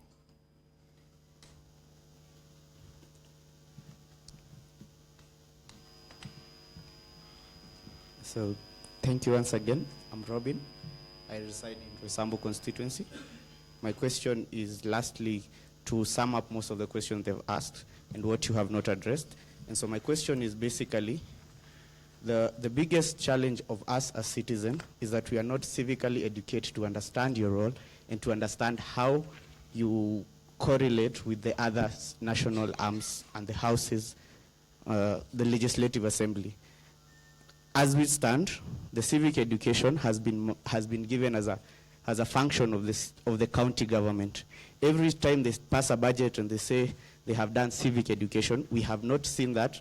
And as civil society, we have been doing civic education on behalf of the county government, and still the people do not understand your role. How do you intend to address the issue of the Mwananchi knowing how to approach, who to approach, and what are the systems in place to approach all the different national institutions? Thank you. Okay, who would like to answer that question first? Go ahead. Sure. First of all, I don't believe that civic education is a preserve of the county governments, because you know, civic education on what is essentially a constitutional matter, on educating Kenyans about the various roles of offices that were created by the 2010 Constitution. It falls on both national institutions, it falls on the county government institutions, it falls on, you know, even political parties, because they are players in these particular issues. So, personally, what we have done, and I believe the record will bear me witness that even when we started this debate, first things first is to explain to the audience here and the people watching us at home on what exactly a senator does. And I explained it very clearly. The role is set out under Article 96. We went through it. Even when we go out to the political rallies and we are looking for votes, people will always ask the question, what is it exactly we want, you are going to do for us? And that level of, you know, clarity is required so that people can know, like Robin said, who exactly to go to when what happens. So it is our responsibility as well as leaders to be able to impart knowledge on the public on what exactly we are running to do, what exactly our responsibilities are, and where these responsibilities have synergies with the other arms of government and other offices. So I believe it is a responsibility on all of us as Kenyans to also educate ourselves, because there is also the saying that ignorance of a law is not a defense, so that matters that have been set out in law, and especially a law that is as important as the Constitution, it behooves us as citizens to try and learn some of these things. So Robin, I can guarantee you that as a member of the Law Society myself, who work very closely with the civil society, as a citizen, as a lawyer, and as an aspirant for this particular position, I believe I am doing my part in educating people on what exactly the role of a senator is. All right, yes, Dennis. Thank you very much. As I mentioned before, one of the key things I'll do as a senator is to ensure that I enhance local democracy, because in my many trips to the ground as campaigning, I realized that the society is largely ignorant of their civic duty.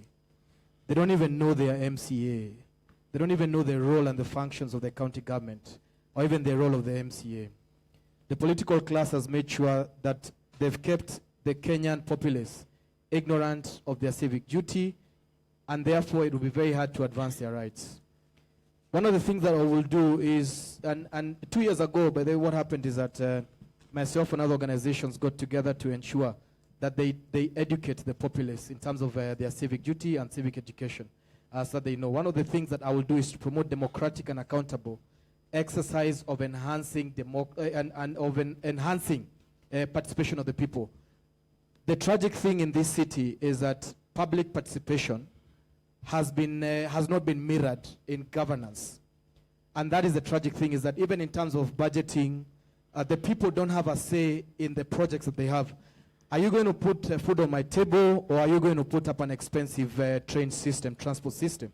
There are critical issues that haven't been addressed, and that detachment shows that there hasn't been any public participation, and the Kenyan person doesn't know what their right is 7 years after promulgation. So one of the things I intend to do is raise a population in Nairobi of 2 million people that will ensure that civic education is carried out in each of our 85 wards. All right. Let me try and get to something that has been at the heart, and you may respond briefly on this particular point, but this has to be addressed. A question Patricia had, Joel and Robin as well, and this is on something that can be tied to the cartels and water scarcity, which has been an increasing challenge. There is a garbage collection and management and sanitation within the city. How, as the senator, would you help better the situation? And do you tie this directly to the cartels? I'll start with you, Bwana Momanyi. The cartels is almost a culture. Speak a bit louder. The cartels in our country is almost a culture, because when you touch a person, then he goes directly to his tribe, saying that now our tribe is finished. We touch a person all over. There are seen all over. So as a senator, the laws in place, we will request the public prosecutor, director of public prosecution, to allow us to take these people individually to court, which is against the law, but because he has failed his job, he has failed his work, he has failed the country, he has failed this county. Always claims are taken to this man, and he's doing nothing. For instance, the other day, the president sacked around 10 state officers. He has never taken even one to court. But you haven't quite addressed the issue of water scarcity and what you would do to deal with it directly. Let me throw it to Bwana John. Perhaps he has something that is direct to this question. Let me first of all say about cartels. We've got a lot of cartels in Nairobi. There are land cartels, there are water cartels. And I remember the so-called cartels are very dangerous in this town.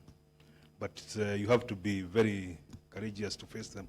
Because I remember when we attacked the Isiri market, somebody sent my uncle and told him, one of the cartels sent my uncle and told him, anakataza hiyo tukule ni ya mama yake, which I didn't take. Even I can't go to police station to report that. But on the issue of water, what we can do is that, there's a big rain season, like in the Kaine Dam when they are they are completely full, Sasumua Dam and the Kikuyu Springs. We should have a lot of water underground tanks in this city, so that when there is that season, we can reserve water in those tanks, which is, I know it will cost quite a substantial amount. But I think that's the only way we can. We should also be doing harvesting water, rain water, to deal with those issues. What about the garbage collection? The issue of garbage, that one with I don't think the county government can be able to deal with that. I think privatization is the best thing for that, and there should be people to check whether the kind of job they are doing, and also I think the dump site should be at least. We've got a lot of vacant land in Nairobi, not like that one which is near Dodora where people are just next. So I think I am sure the county government cannot be able to tackle that, but they can if they stop stealing. So you wouldn't be able to tackle this effectively as senator of Nairobi? I'll bring laws that will be smart on that one. Ramesh, and then Bwana Sifuna. Ramesh. Okay, I would just, because since there is a cartel already into the place about the Vijanas collecting the garbages from the different houses, I'll put up a private and private-public partnership, whereas we'll buy the vehicles, put Vijanas to task. That vehicle, they'll manage it, because generally when there is, the problem with our country, we have double management of everything. Like if you want to enforce something on the road reserve, the city council has to go to police, which is a function of the central government. So that is where we're having problems. So I want to, like garbage management, I want to put it to youth. They clean it, like if they've been given a street, this is your street. Whereas you put it and you are the responsible to, like we'll have the central point. Wouldn't that be another cartel? Sorry? Just an alternative cartel. You see, if you want to remove something, you remove it systematically. Because if there are cartels, there is always a systems which will going to put it in a place which can block those cartels with a systematic, not like my friend as is saying, you go with the goons and start fighting, because that is like, it is not the best way of operation. Operation best way is to put the system, like there is a ward administrator on the ground. Water scarcity? There is a sub... Sorry to rush you, because we have to give an opportunity to the rest on this and move on. Water scarcity? Sorry? Water scarcity, how would you deal with that? Scarcity. Maji. Water, I would say that, like, you see the dams which have been there, it's done very long time. What we need to do, like Nairobi has expanded now, we either put up a new dams, or we come up with a alternative water nearby where there is water underground, which we can pump it. At the time we don't have water in the dam, we can pump it and supply. Because there's no way every Nairobian here will start putting an underground water tank. It will be more expensive than putting up those boreholes around those systems, where so we pump it in a central tank, where it will bring to the Nairobian. It will be much cheaper and much easier way of managing the water. Okay, thank you very much. A brief response from you, Susan.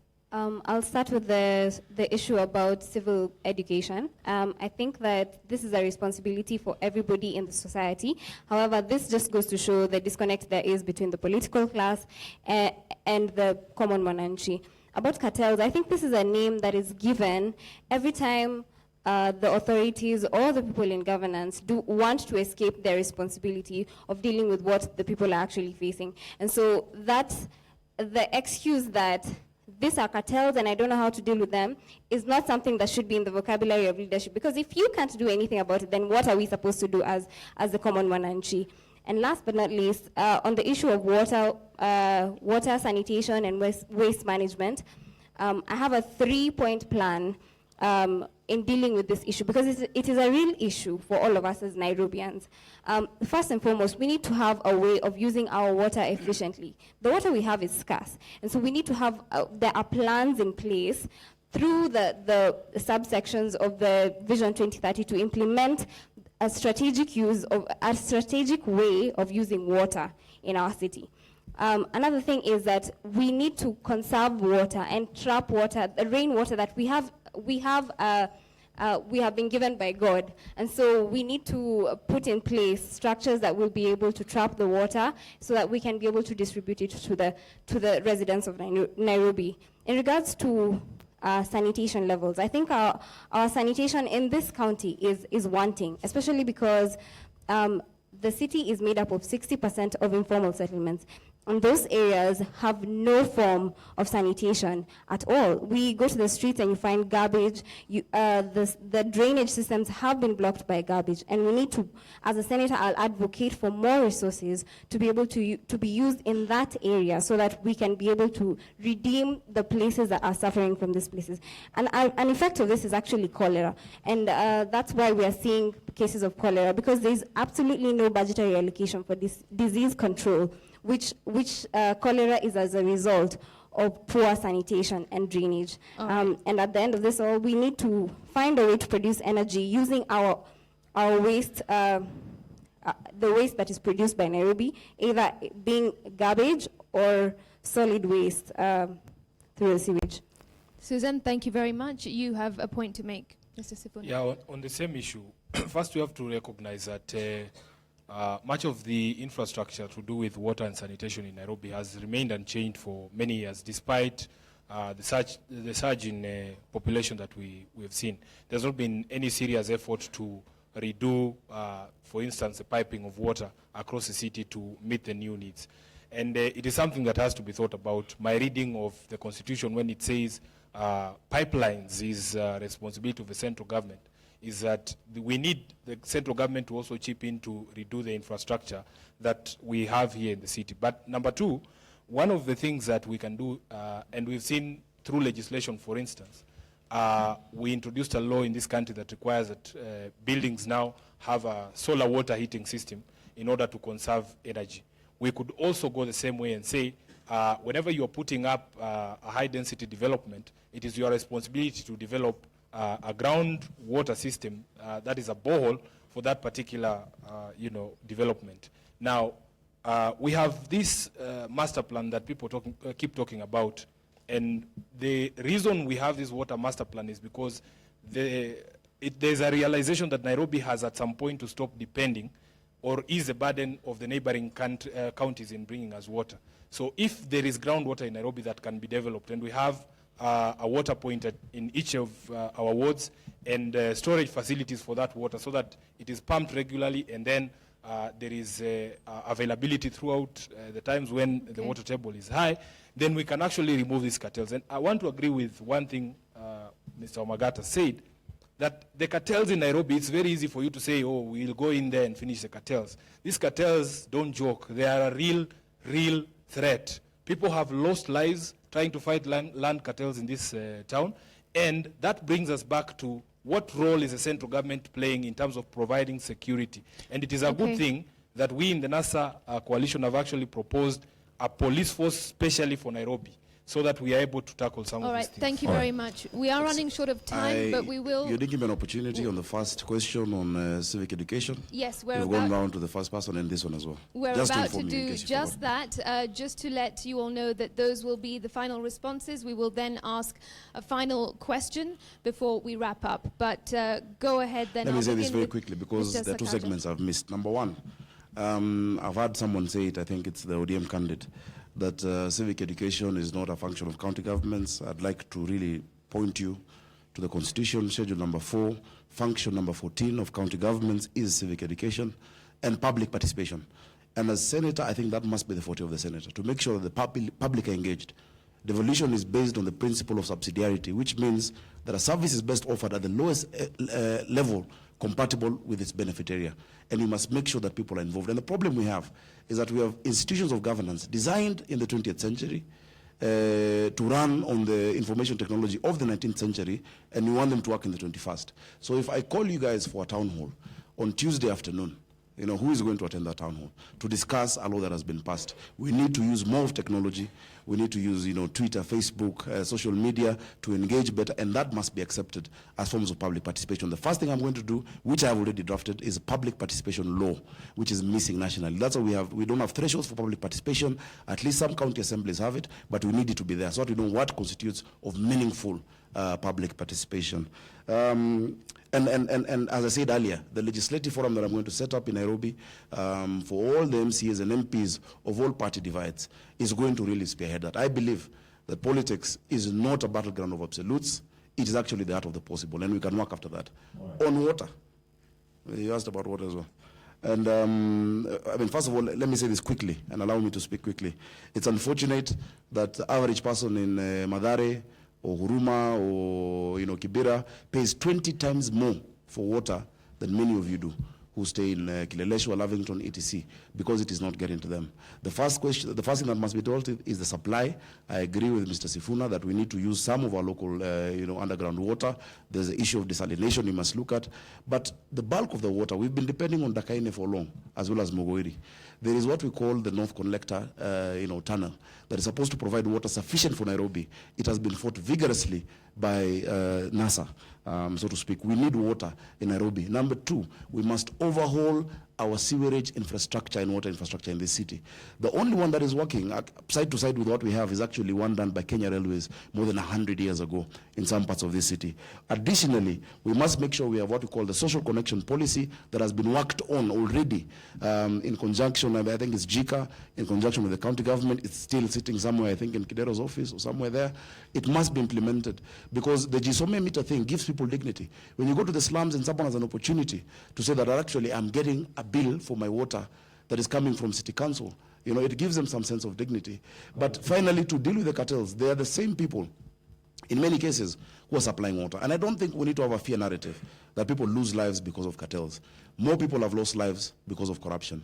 I remember a year ago, going to Huruma when the building collapsed, and I spent the whole night there and the whole day with them. I felt pain, carrying dead bodies. There were more than 10 children who died. Why did they die? Because people fear fighting cartels. 51 died because of corruption. We must fight these cartels. We must bring it to an end. And that's why you need a senator who has integrity and wherewithal and courage to deal with that.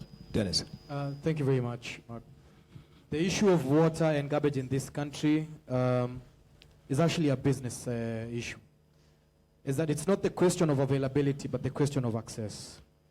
Is that the cartels and the political class have made it possible to reap money in terms of making sure that water is not accessible and putting in a financial and economic aspect barrier to it. The issue of cartels also is actually a security issue, as Mr. Sifuna said. Is that they will do whatever it takes to make sure that they eliminate any barrier in terms of making money from the poor populace in this country. And that's the reason why I said that I will bring in a bill that brings in metropolitan police unit within major cities that ensures one of the things that they do, they should eliminate, is anything that comes against us accessing such services.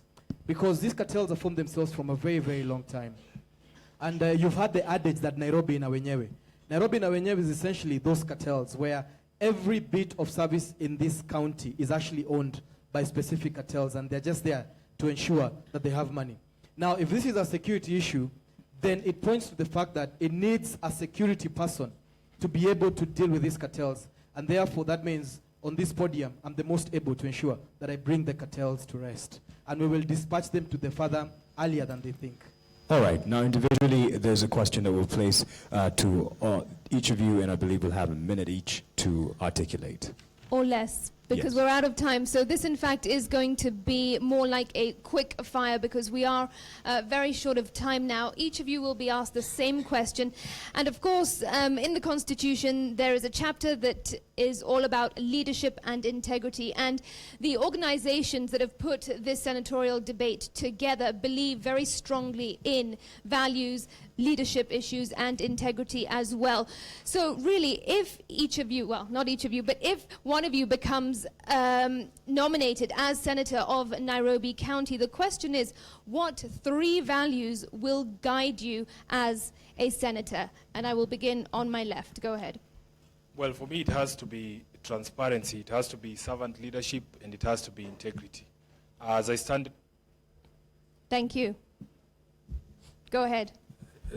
Transparency, accountability, and good leadership. Feel free to be original with the words.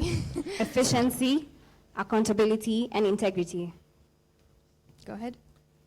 Efficiency, accountability, and the response to the public complaint, quick as possible. We replicated Article 10 of the Constitution, which embraces integrity and transparency. Dennis. I'll be guided, first of all, is that I have a compelling vision. Number 2 is that I'm an ethical leader. And my philosophy is that of servant leadership.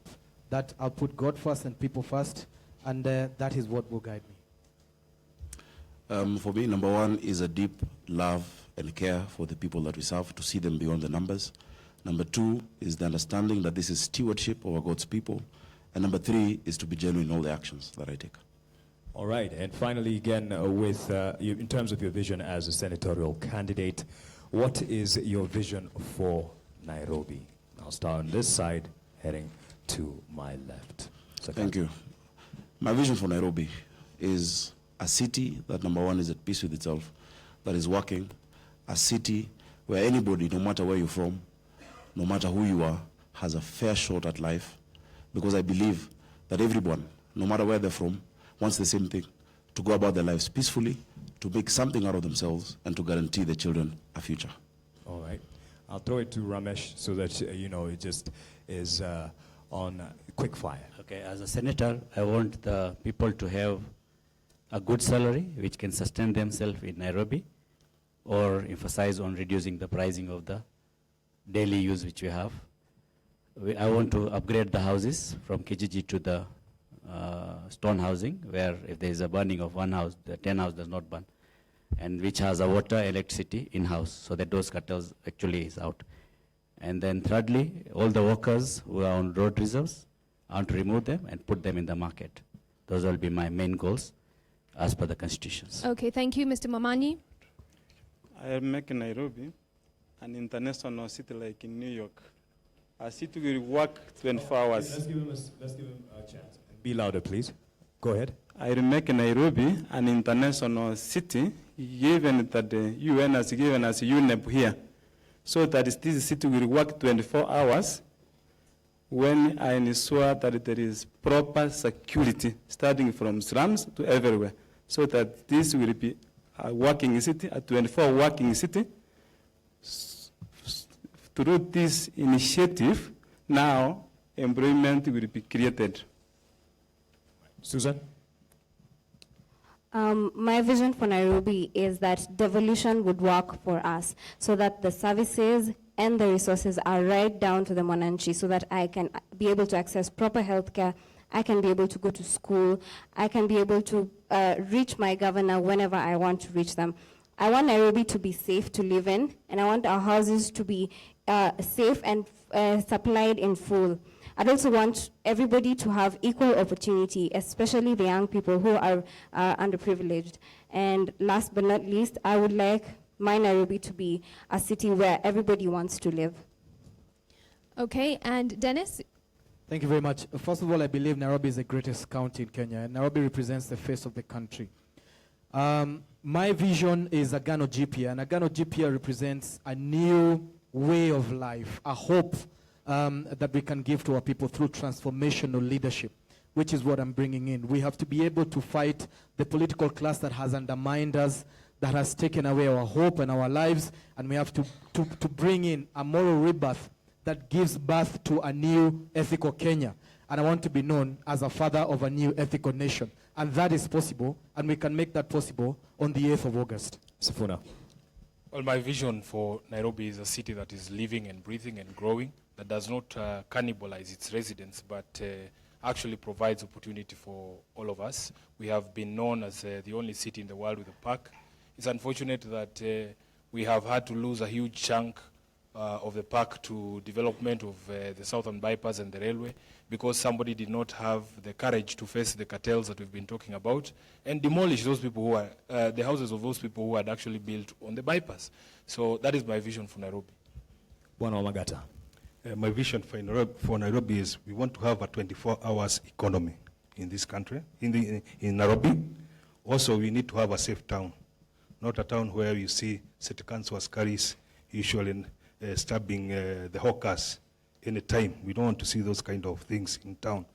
Also, we need to see a town that is being washed like it used to be during the late Kenyatta's day, during the 1970s, when everybody used to admire Nairobi, when it used to be a very clean town.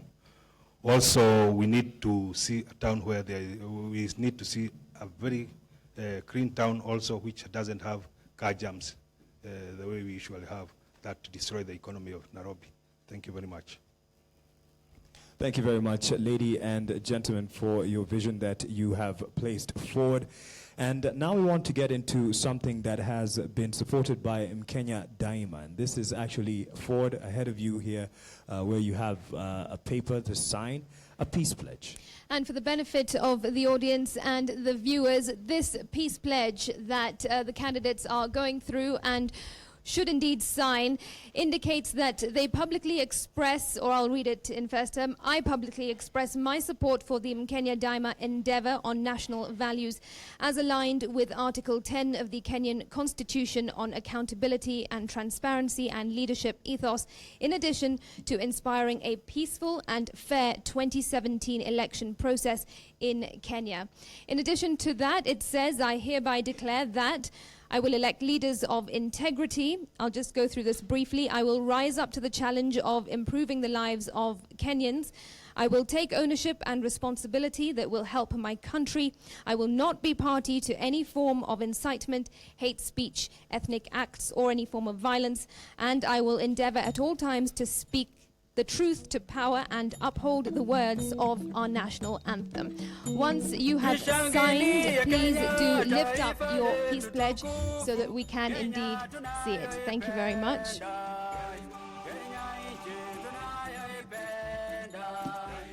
Give a second for everyone to sign this and hold it up.